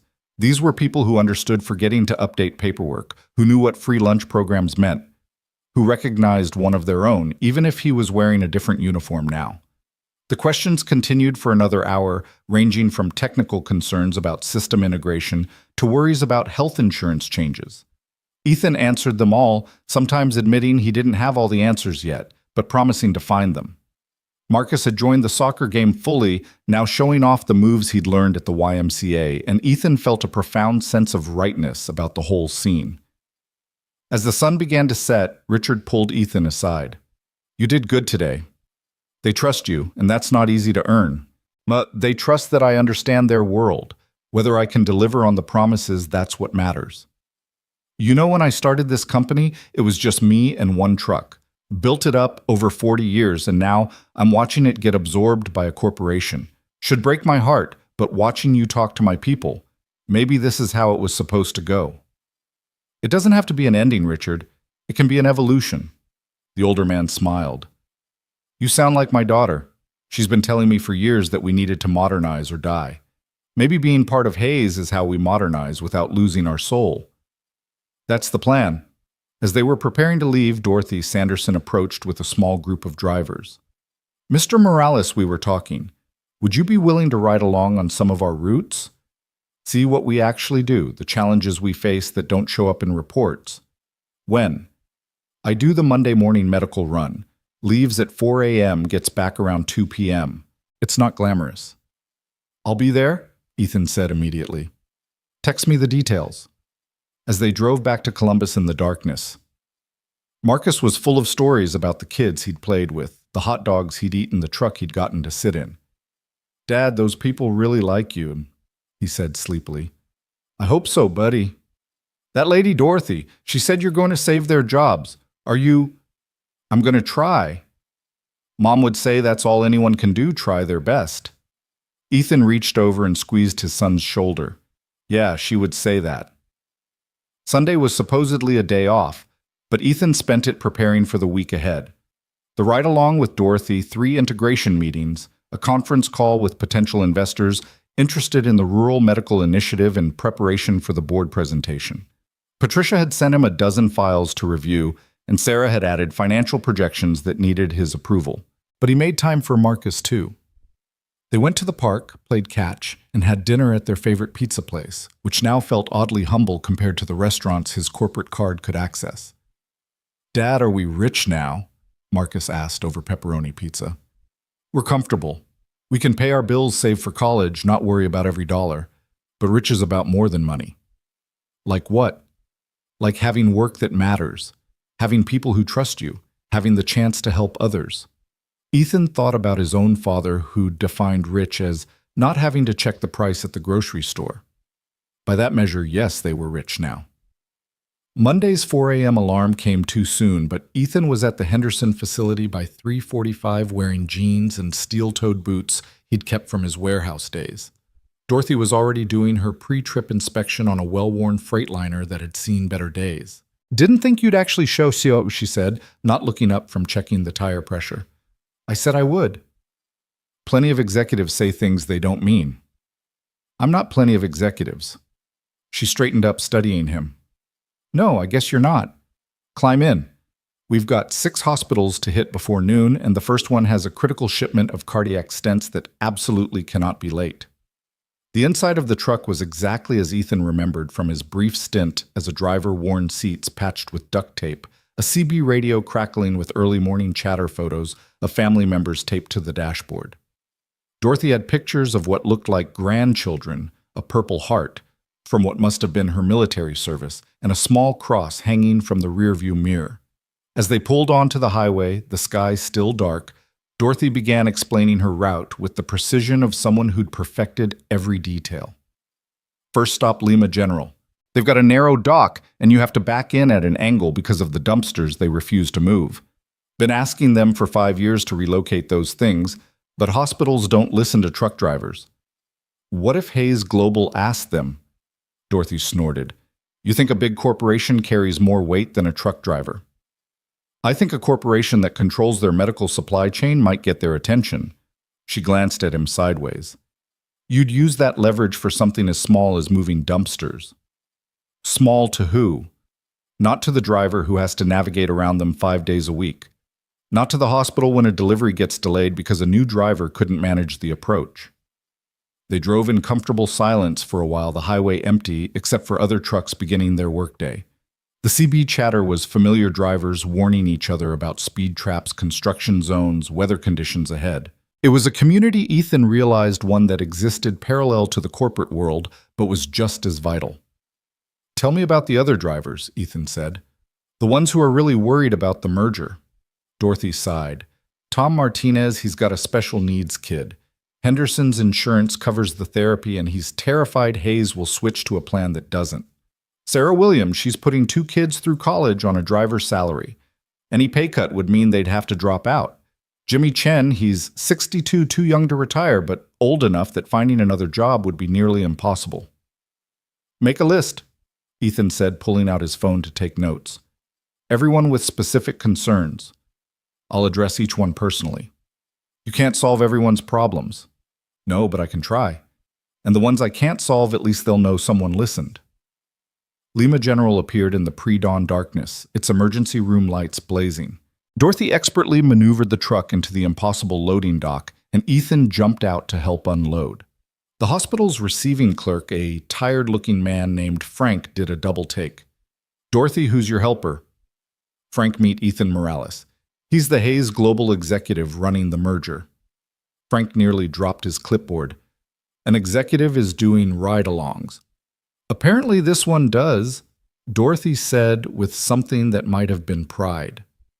The physical work of unloading medical supplies was harder than Ethan remembered, his executive life having softened him slightly. But muscle memory kicked in. Lift with your legs pivot from your hips. Always check the weight before committing to the lift. By the 3rd hospital, he was sweating through his shirt despite the cool morning air.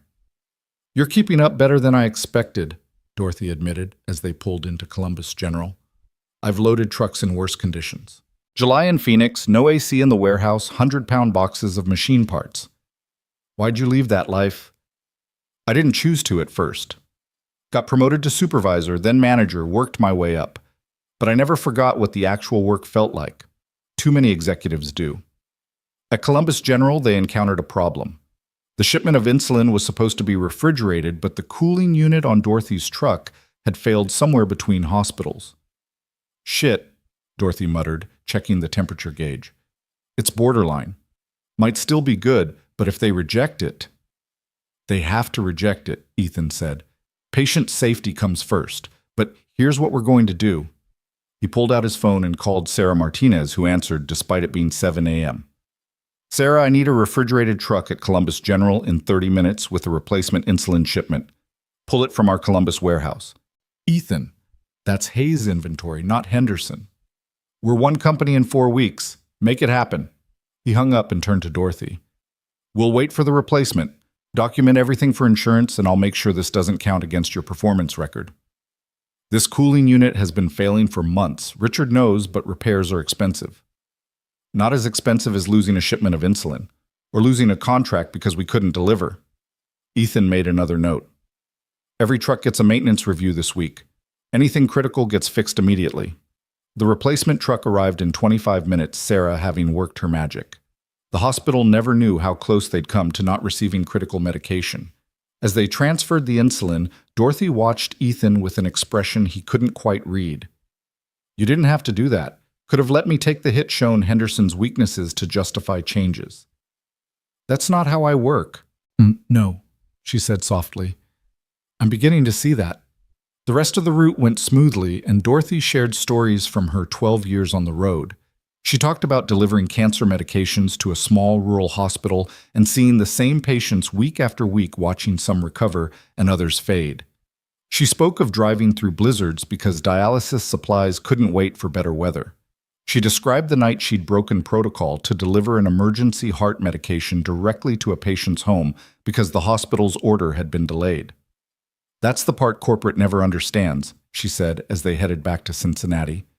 We're not just moving boxes, we're part of people's survival. I understand, Ethan said. My wife died because an ambulance couldn't get blood supplies in time. Car accident, rural road, the nearest trauma center was 40 minutes away. If there had been a closer supply depot, if the logistics had been better... Dorothy was quiet for a long moment. I'm sorry. It was 4 years ago, but it's why this matters to me. It's not about profit margins or market share. It's about making sure the supplies are where they need to be when someone's life depends on it. They arrived back at Henderson just after 2 p.m. as Dorothy had predicted. Richard was waiting in the yard along with several other drivers who'd apparently heard about the ride-along. How'd he do, Dorothy? Richard asked. He'll do, she said simply, which Ethan could tell from Richard's expression was high praise indeed. The ride back to Columbus was a blur of phone calls. The insulin incident had revealed systemic maintenance issues throughout Henderson's fleet. Ethan authorized emergency repairs negotiated with Hayes' preferred vendors for bulk discounts and set up a maintenance schedule that would prevent future failures. You're spending a lot of money, Patricia warned him during one call. I'm preventing a lot of problems, he countered. What's the cost of losing a hospital contract because we can't deliver? What's the cost of a driver getting hurt because equipment failed? By the time he reached his office, Sarah was waiting with a stack of invoices and a worried expression. Ethan, you authorized almost $200,000 in repairs today. I did. Without board approval. It's within my discretionary budget. Barely, and it's going to raise questions. Good. Let them ask. I'll have Dorothy Sanderson explain to the board why she's been driving with a failing refrigeration unit for 3 months. I'll have her describe what happens when insulin isn't delivered on time. Sarah studied him. You're taking this personally. Shouldn't I? We're asking these people to trust us with their livelihoods. The least we can do is give them working equipment. Alexandra wants to see you. Fair warning, she's gotten calls from several board members about the expenses. Ethan found Alexandra in the boardroom reviewing financial projections on multiple screens. She looked up as he entered, her expression unreadable. $200,000 in 1 day, she said. It would have been more, but I negotiated bulk discounts. Explain. Ethan laid out what he'd seen, the deteriorating equipment, the safety risks, the potential for catastrophic failures that could cost contracts and lives. He described Dorothy's professionalism, despite inadequate tools, the other drivers' fears about their futures, and the insulin incident that could have been a disaster. So you made a unilateral decision to fix everything immediately. I made an executive decision to prevent future crises rather than react to them. Alexandra was quiet for a moment, then smiled. Good. That's exactly what I hired you to do. But next time, give me a heads up so I can prepare for the board's phone calls. There's something else, Ethan said. The Rural Medical Initiative, I want to expand it. Not just integrate what Henderson has, but actively pursue new contracts with rural hospitals. There's a network of 63 critical access hospitals across 5 states that are underserved. If we can guarantee reliable delivery at competitive prices, you're talking about a massive expansion. I'm talking about saving lives while making profit. The two don't have to be mutually exclusive. Alexandra pulled up a map on one of the screens. Show me. For the next 2 hours, they worked through the proposal. Ethan had done his homework, demographics, distance analyses, competitive landscape, projected revenues and costs. But more than numbers, he had stories from Dorothy and the other drivers' real-world intelligence that no market analysis could provide. The board will want hard numbers, Alexandra said. I'll give them those, but I'll also give them something else, the moral argument. Hayes Global can be the company that ensures no rural hospital runs out of critical supplies. That's not just good business, it's good citizenship. You're going to make that argument to a room full of investors who only care about returns. I'm going to make them understand that returns come from reputation, and reputation comes from reliability. Every rural hospital we serve becomes a reference. Every small town we reach becomes a market foothold. Let our competitors fight over the big city contracts. We'll own everything else. Alexandra stood walking to the window that overlooked the city. The board meeting is in 3 weeks. You'll have 15 minutes to present. I'll need 30. You'll have 15. Make them count. As Ethan left her office, his phone rang. It was Marcus's school.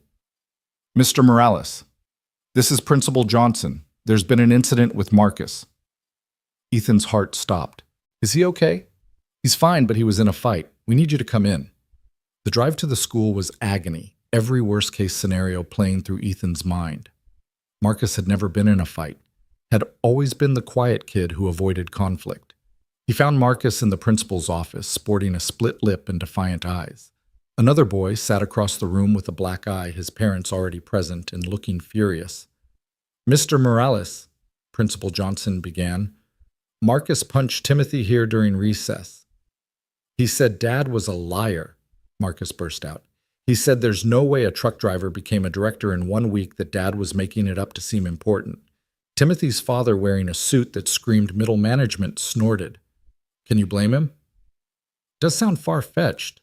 Ethan looked at the man, then at his son, then back at Marcus. Did you hit him first? Marcus nodded, ashamed now. I know you said violence is never the answer, but he kept saying you were a nobody, pretending to be somebody, and I got so mad. Mr. Morales, Timothy's mother interjected, your son gave Timothy a black eye. There need to be consequences. You're right, Ethan said, then turned to Marcus. Apologize to Timothy.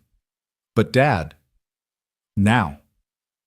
Marcus mumbled an apology, clearly not meaning it. Timothy, Ethan said to the other boy, I did become a director at Hayes Global last week. It does sound unbelievable, but it's true. Would you like to see my business card? The boy looked uncertain, glancing at his parents. Ethan pulled out one of his cards, handing it to Timothy's father. Senior Director of Emergency Operations. You can call the main number and verify if you'd like. The man's face went through several expressions before settling on embarrassment. That's not necessary. Marcus was wrong to hit your son, Ethan continued. Violence is never the solution to words, no matter how hurtful. But perhaps Timothy could also apologize for calling me a liar. After awkward apologies all around and a stern warning from the principal, Ethan walked Marcus to the car in silence. Once inside, he finally spoke. You want to tell me what really happened? Marcus's tough facade crumbled. It wasn't just Timothy. A bunch of kids were saying we were poor, that we lived in a bad apartment, that you couldn't really have an important job. And I knew it was true, the poor part I mean, but also not true anymore, and I didn't know how to explain it, and Timothy just kept pushing and pushing. And you snapped. Yeah. Ethan pulled into a parking lot and turned to face his son. Marcus, we were poor. That's not shameful. It's just fact. We're not poor now, but that could change. Jobs can be lost. Situations can shift. What matters isn't what people say about where we come from, but who we choose to be. You chose to help that lady in the rain. And that choice changed everything. But even if it hadn't, even if I'd missed that interview and we were still in the same situation, would that make us less valuable as people? Marcus thought about it. No. No. Timothy's parents probably have more money than we do even now. Does that make them better than us? They seemed kind of mean. They were protecting their son just like I protect you. But Marcus, you can't fight everyone who says something you don't like. You know what the best revenge is? What? Success. Living well. Being happy. And at the board meeting next month when you're there watching me present to some of the most powerful people in the business world, Timothy, and everyone else will see that sometimes impossible things happen. I can really come. Ms. Hayes specifically invited you, but only if you promise no more fights. I promise. That evening, while Marcus did homework with extra focus, his punishment was no video games for a week. Ethan worked on his board presentation. He thought about Dorothy's devotion to her route, Richard's pride in his company, the drivers who just wanted job security and respect. He thought about rural hospitals depending on reliable deliveries and patients whose lives hung in the balance of logistics. His phone buzzed with a text from Dorothy. Heard what you did about the truck repairs. Also heard you're presenting to the board about rural medical expansion. The drivers are talking. They think you might actually be one of the good ones. He texted back, just trying to do the right thing. That's what makes you one of the good ones. As midnight approached, Ethan looked at his presentation, 27 slides of numbers, projections, and strategies. It was good, solid, defensible. But it wasn't enough. The board needed to see what he'd seen, feel what he'd felt. Writing with Dorothy. Understand that this was about more than market share. He opened a new slide and began typing, the human cost of logistics failure. It would be risky bringing emotion into a boardroom that dealt in facts and figures. But Ethan had built his new life on taking the right risks. Stopping for Alexandra had been a risk. Taking the job had been a risk. Spending $200,000 on repairs had been a risk. Some risks were worth taking. He added a photo Dorothy had shared her delivering Christmas presents, along with medical supplies to a children's hospital in rural Ohio. The unofficial extra mile that no algorithm would ever capture, but that built the loyalty companies couldn't buy. Another slide, what we deliver besides packages. It listed the intangibles, hope to cancer patients, independence to dialysis patients, life to trauma victims. These weren't metrics that would show up in quarterly reports, but they were the reason the work mattered. By 2 a.m., he had 40 slides, far too many for 15 minutes. But he'd figure out how to condense them, how to tell the story that needed telling. Because that's what this was, a story about how good business and good humanity could be the same thing. Marcus was asleep on the couch, having tried to wait up for him. Ethan covered him with a blanket, then stood watching his son sleep, thinking about the example he was setting. Not just of success, but of service. Not just of climbing the ladder, but of making sure it stayed stable for others to climb. His phone lit up with one more message, this one from Alexandra. Heard about the school incident. Your son defending your honor must have been interesting. See you tomorrow. We need to discuss accelerating the Henderson integration. Accelerating. Everything was accelerating. 3 weeks ago, he'd been nobody. Now he was responsible for hundreds of jobs, millions in revenue, and a vision that could transform rural medical logistics. The weight of it should have been crushing. Instead, it felt like purpose, like the moment when a load you've been struggling to balance finally settles into place and you realize you're stronger than you thought. Through the window, the city lights twinkled, each one representing someone depending on the vast network of logistics that kept the world running. Somewhere Dorothy was probably planning tomorrow's route. Richard was likely losing sleep over his company's future. The board members were definitely questioning Alexandra's judgment in hiring him. But Ethan Morales, who'd learned to carry whatever weight life put on his shoulders, was ready for all of it. The presentation would work or it wouldn't. The integration would succeed or fail. The rural medical initiative would transform the company or become a costly mistake. What mattered was that he was trying with everything he had to build something worthwhile. To prove that a man who'd stopped to help a stranger could change not just his own life, but hundreds of others. To show his son that integrity and success weren't mutually exclusive, that where you came from mattered less than where you chose to go. The radiator had finally stopped its clanging. The landlord had fixed it after Ethan paid 3 months' rent in advance. The silence felt strange, like losing a familiar adversary. But that was the nature of progress. You fixed problems and moved on to new ones. And Ethan had plenty of new problems to solve.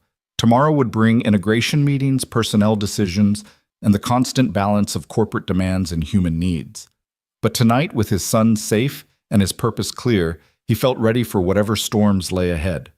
The boy who'd loaded trucks was becoming the man who coordinated entire supply chains. The single father who'd counted pennies was becoming the executive who authorized millions in spending. The person who'd stopped to help was becoming the leader others looked to for help. It was, as Marcus would say, like being a superhero. Only instead of a cape, he wore a suit he was still getting used to. Instead of superpowers, he had experience and empathy. And instead of fighting villains, he was fighting the indifference and inefficiency that kept help from reaching those who needed it most. The morning of the board presentation arrived with an unseasonable November snow. Delicate flakes drifting past the apartment window as Ethan adjusted his tie for the 5th time. Marcus sat on the bed already dressed in his best clothes, a navy blazer and khakis they'd bought specifically for today. "You nervous, Dad?" Marcus asked, swinging his legs. "Terrified," Ethan admitted, then caught himself.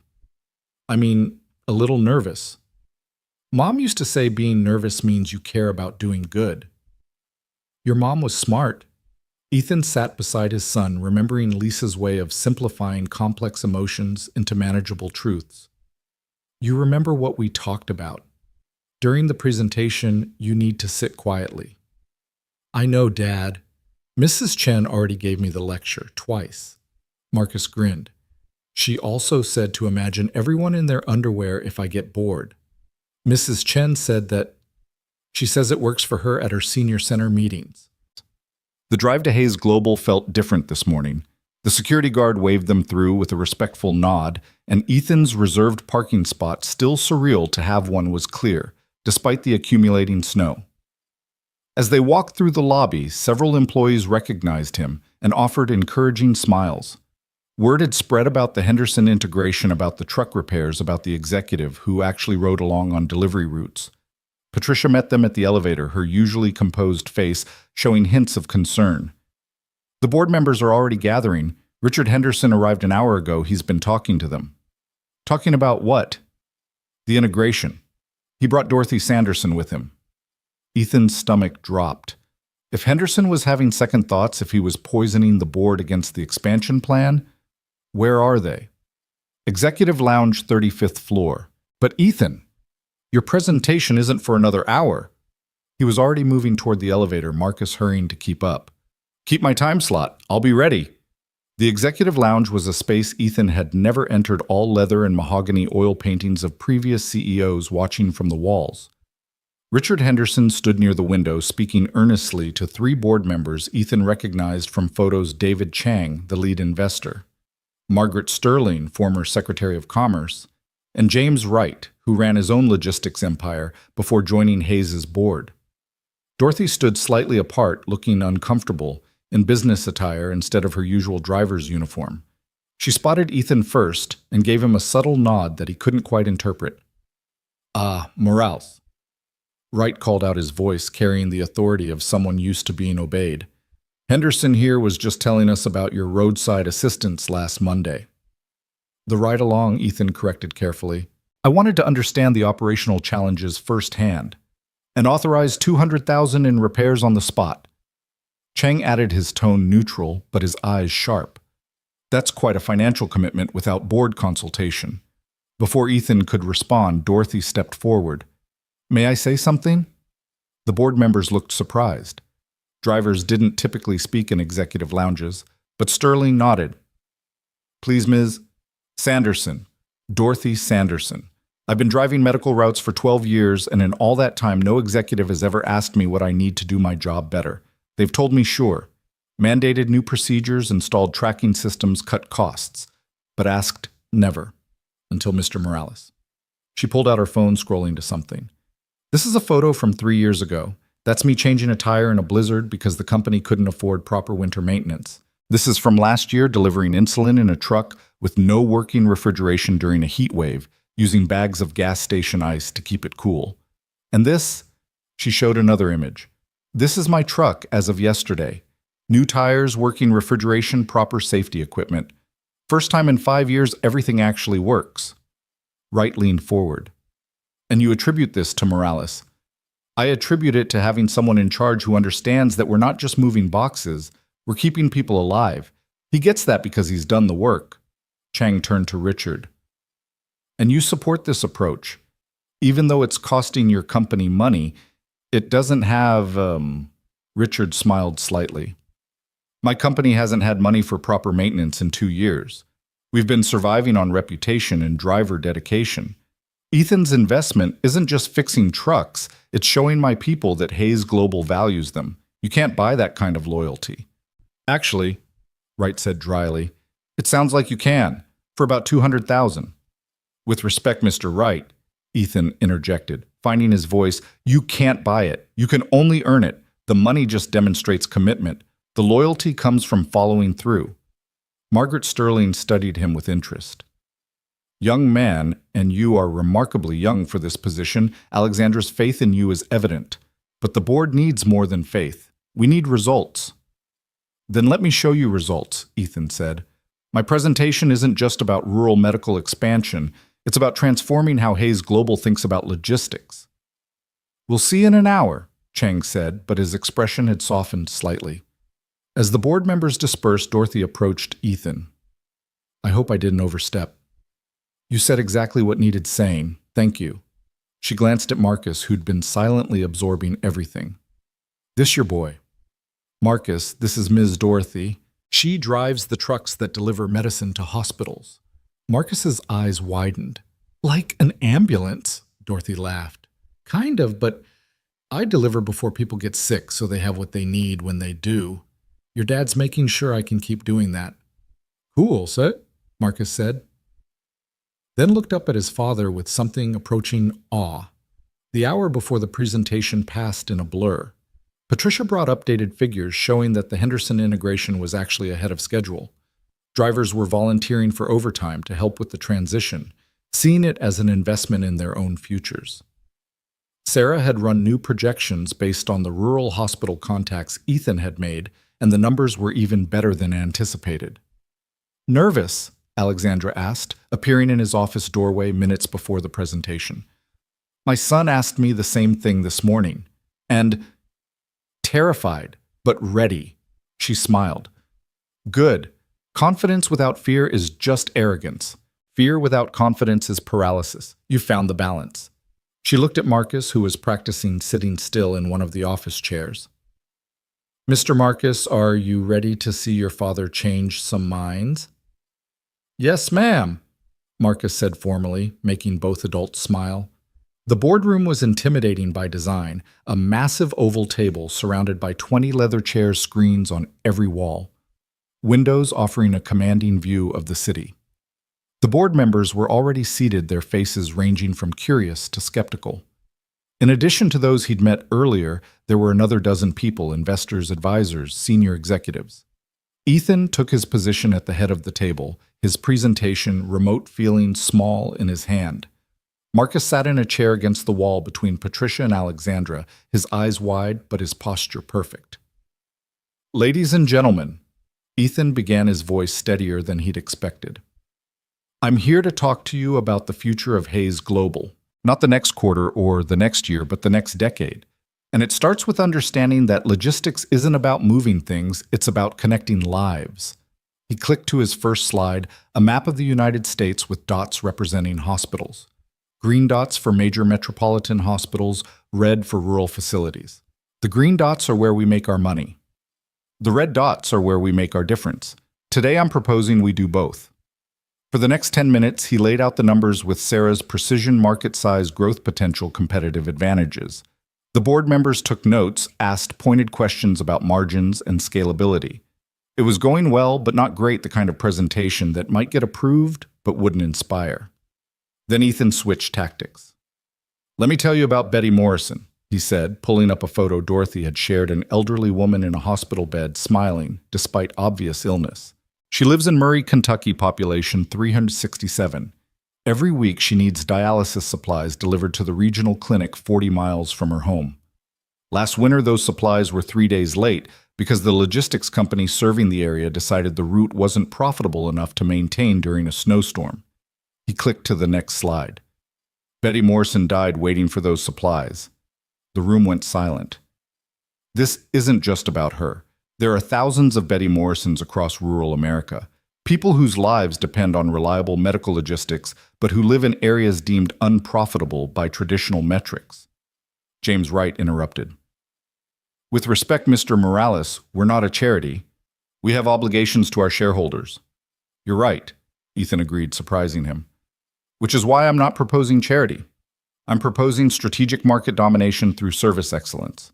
He pulled up his financial projections. Rural hospitals are desperate for reliable suppliers. They'll pay premium prices for guaranteed service. But more importantly, they're connected. Every rural hospital administrator knows every other administrator in their state. Serve one well and word spreads. Fail one, and that spreads too. The network effect, Sterling murmured, understanding dawning. Exactly. We start with Henderson's existing routes, expand strategically, and within 18 months we own rural medical logistics for the entire Midwest. Our competitors are fighting over saturated urban markets while we quietly lock up an underserved sector worth, he clicked to the next slide, $47 billion annually. Chang leaned forward. Those numbers assume perfect execution. No, those numbers assume competent execution. Perfect execution would double them. Ethan pulled up another slide showing driver retention rates. Henderson's drivers have a 92% retention rate despite old equipment and low pay. Why? Because they believe in what they're doing. Give them proper resources and competitive wages, and that becomes 98%. Do you know what driver turnover costs this industry? About $8,000 per driver, Wright said. Multiply that by the thousands of drivers we won't have to replace, and the investment pays for itself. But there's something else, something that doesn't show up in spreadsheets. He clicked to a photo of himself from the week before, muddy, exhausted, helping Dorothy unload supplies at Columbus General. This is me last Monday. I could have sent someone else to do the ride-along or skipped it entirely. But leadership isn't about giving orders from a boardroom. It's about understanding the reality of the work. Every driver who saw this photo, and trust me, Dorothy, made sure they all did knows that management understands their challenges. That's worth more than any retention bonus. Margaret Sterling spoke up. You're proposing a fundamental shift in how Hayes Global operates. Less focus on automation and efficiency, more on human elements. I'm proposing we recognize that humans are our efficiency. A computer can plot the fastest route, but it can't know that the loading dock at Lima General floods every April, or that the night supervisor at Columbus Memorial always needs supplies by 10 p.m. for the morning shift. Our drivers know these things. They are our competitive advantage. What about scalability? Another board member asked. This high-touch approach works for Henderson's size, but Hayes is 20 times larger. Which is why we're creating a hybrid model. Technology handles what it does best. Routing optimization, inventory management, predictive analytics. Humans handle what they do best, relationship building, problem solving, last mile adaptation. We're not choosing between efficiency and humanity. We're combining them. Alexandra stood. If I may add something, 3 weeks ago, our entire East Coast network crashed. The technical team said it would take 72 hours to fix. Ethan solved it in 4 hours. Not because he's a better programmer, but because he saw the human solution the computers missed. That's the approach he's proposing company-wide. David Chang had been doing calculations on his tablet. If these projections are accurate, we're looking at a 17% increase in revenue within 2 years. Conservative estimate, Ethan said. It doesn't account for the government contracts we'll be positioned to win. The federal government is mandating improved rural healthcare access. They'll need logistics partners who can actually deliver. Literally, someone quipped, causing a ripple of laughter that eased the tension. James Wright stood walking to the window. Morales, you're asking us to invest millions in an unproven strategy based on the idea that treating drivers well and serving unprofitable routes will somehow generate profits. I'm asking you to invest in the radical idea that doing the right thing is also the smart thing, that a company's value isn't just its stock price, but its impact on society, that employees who believe in their work perform better than those who just collect paychecks. Wright turned back. And if you're wrong, then we'll still be the logistics company that ensures no rural hospital runs out of critical supplies. We'll still be the employer that drivers want to work for. We'll still be the company that stopped putting algorithms ahead of human lives. Even if I'm wrong about the profits, which I'm not, I'm right about the principle. The room fell silent. Board members exchanged glances, conducting entire conversations with looks and subtle nods. Finally, Chang spoke. We'll need detailed implementation plans, milestone markers, and regular progress reports. You'll have them, Ethan promised. And oversight. This is too big to run without board involvement. Agreed with one condition. Ride along with the drivers, see what they see. You can't oversee what you don't understand. That caused some shuffling and uncomfortable looks, but Sterling smiled. I haven't been in a truck since I was transportation secretary. Might be educational. All in favor of the Rural Medical Expansion Initiative, Alexandra called. One by one, hands rose. Not all of them. Wright still looked skeptical, and 2 others abstained, but a clear majority. Motion carries, Alexandra announced. Congratulations, Mr. Morales. You just changed the direction of a Fortune 500 company. As the board members filed out, several stopped to shake Ethan's hand. Margaret Sterling paused longer. That was one of the most compelling presentations I've seen in 40 years of board meetings. You didn't just present numbers, you told a story. Made us care. It's easy to make people care when you care yourself. She glanced at Marcus, who was trying very hard to contain his excitement. Your son. Yes, ma'am. He's very proud of you. Make sure he stays that way. After everyone left, Marcus launched himself at Ethan. Dad, that was amazing. You were like a superhero giving a speech. And they all listened. They did more than listen, buddy.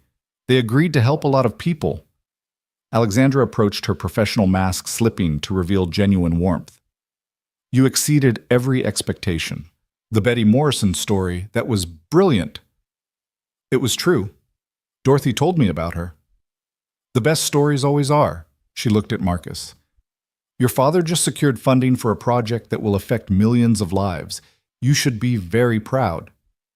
I am, Marcus said simply. As they prepared to leave, Ethan's phone rang. It was Richard Henderson. Heard the good news, Richard said. The drivers are celebrating. Dorothy's buying rounds at Murphy's Tavern. You should come. Ethan looked at Marcus. Want to go to a trucker bar? Is that allowed? Today. Today, anything's allowed. Murphy's Tavern was exactly what Ethan expected. Dim lights, worn pool tables, and a jukebox playing classic rock. But it was packed with Henderson drivers all raising glasses as Ethan walked in with Marcus. There he is, Dorothy called out, the executive who got his hands dirty. The celebration was unlike any corporate event Ethan had attended. These were people who measured success in miles driven safely, packages delivered on time, and families supported. They didn't care about stock prices or market shares. They cared about job security and respect. Mr. Morales, a young driver approached nervously. I'm Tyler Brooks. We met at the barbecue. I remember. You were worried about layoffs. Yes, sir. I wanted to say, my wife's pregnant. We found out last week. And knowing my job's safe, that we'll have good insurance, you don't know what that means. I do know, Ethan said quietly. Congratulations on the baby. As the evening wore on, Marcus played pool with some of the drivers' kids, while Ethan listened to story after story. Drivers talked about close calls, difficult deliveries, the satisfaction of knowing their cargo mattered. They spoke of families, mortgages, kids in college, aging parents, real lives that depended on paychecks that Ethan now had the power to protect or eliminate. Heavy is the head that wears the crown, Richard said, joining him at the bar. I'm not wearing a crown. I'm wearing a target. Every decision I make affects hundreds of people. Thousands, actually, once the expansion kicks in. Richard signaled for 2 beers. But here's the thing. You've got something most executives lose. You remember being on the other side. Don't lose that. How do you not lose it? Richard pointed to the room full of drivers. You keep showing up here. You keep your hands dirty. You remember that every spreadsheet represents someone's livelihood. Dorothy approached with someone Ethan didn't recognize, a young woman in her 20s with intelligent eyes and a confident bearing. "Mr. Morales, this is my daughter Angela. She just graduated with a degree in logistics management." Angela shook his hand firmly. "Mr. Morales, I've been following the Henderson integration. Your approach to maintaining driver expertise while upgrading infrastructure, it's exactly what they should be teaching in business school, but don't." "You looking for a job?" Ethan asked. "I had offers from Amazon and FedEx, but after seeing what you're building here, Hayes Global is where I want to be. Send me your resume. We're going to need smart people who understand both the technical and human sides of this business." As the evening wound down, Ethan found himself outside with Marcus, who was fighting to stay awake. "Dad, those people really like you," Marcus said sleepily. "They like that someone's fighting for them. Is that what you do now? Fight for people?" Ethan thought about it. 3 weeks ago, he'd been fighting just to survive. Now he was fighting for something larger, for the idea that business could be both profitable and humane, that success didn't require sacrificing integrity. "Yeah, buddy, I guess that's what I do now." The drive home was quiet, Marcus asleep in the passenger seat, the city lights blurring past. Ethan's phone had been buzzing with messages. Congratulations from Sarah and Princeton media requests. Patricia was fielding even a text from Jennifer saying she'd heard about the board presentation and was impressed. But the message that mattered most came from Alexandra. "Today you proved me right about you, but more importantly, you proved yourself right about what Hayes Global could be. This is just the beginning." She was right. The rural medical expansion was approved but not implemented. The Henderson integration was progressing but not complete. There would be obstacles, setbacks, probably failures. Not everyone would embrace the changes. Some board members remained skeptical. Competitors would try to copy or counter their strategy. But sitting at a red light, watching his son sleep peacefully, Ethan felt ready for all of it. 3 weeks ago, he'd been a man desperate for a chance. Now he was a man creating chances for others. The light turned green and he drove on through the quiet streets. Tomorrow would bring new challenges, implementation meetings, budget reviews, the 1,000 details that turned vision into reality. He'd need to balance boardroom politics with driver concerns, profit margins with human needs, corporate expectations with personal values. But tonight, he'd won. Not just the board's approval or the driver's trust, but something more fundamental, the knowledge that he belonged in this new life, that he'd earned it not through luck or charity, but through competence and character. His phone rang as he pulled into their apartment complex. It was Dorothy. "Ethan, I wanted you to know what you did today, what you're doing for us. My husband was a driver too, died 3 years ago when his rig broke down on the highway, faulty brakes the company knew about but didn't fix. What you're doing with the maintenance, the safety improvements, you're not just saving jobs, you're saving lives. Dorothy, I don't need to say anything. Just wanted you to know that when you talk about logistics being about connecting lives, we hear you, we believe you, and we've got your back." After getting Marcus to bed, Ethan sat at the kitchen table with his laptop beginning to draft the implementation plan the board had requested. But his mind kept drifting to that morning 3 weeks ago when he'd stopped to help Alexandra. Such a small decision, pull over or keep driving, that had cascaded into all of this. He thought about the butterfly effect, how tiny changes could have massive consequences. If he'd left 5 minutes earlier that morning, if Alexandra had taken a different route, if the rain hadn't been quite so heavy, 1,000 small variables that had aligned to create this opportunity. But it wasn't really about luck, was it? It was about being the kind of person who stopped to help. That characteristic, that instinct to put others' needs alongside his own, had been there long before that rainy morning. The opportunity had simply revealed it. His laptop screen showed the beginning of his implementation plan, Phase 1 human infrastructure. Before upgrading technology or expanding routes, he would invest in people, training programs for rural route drivers, safety bonuses, a driver advisory council that would have direct input on operational decisions.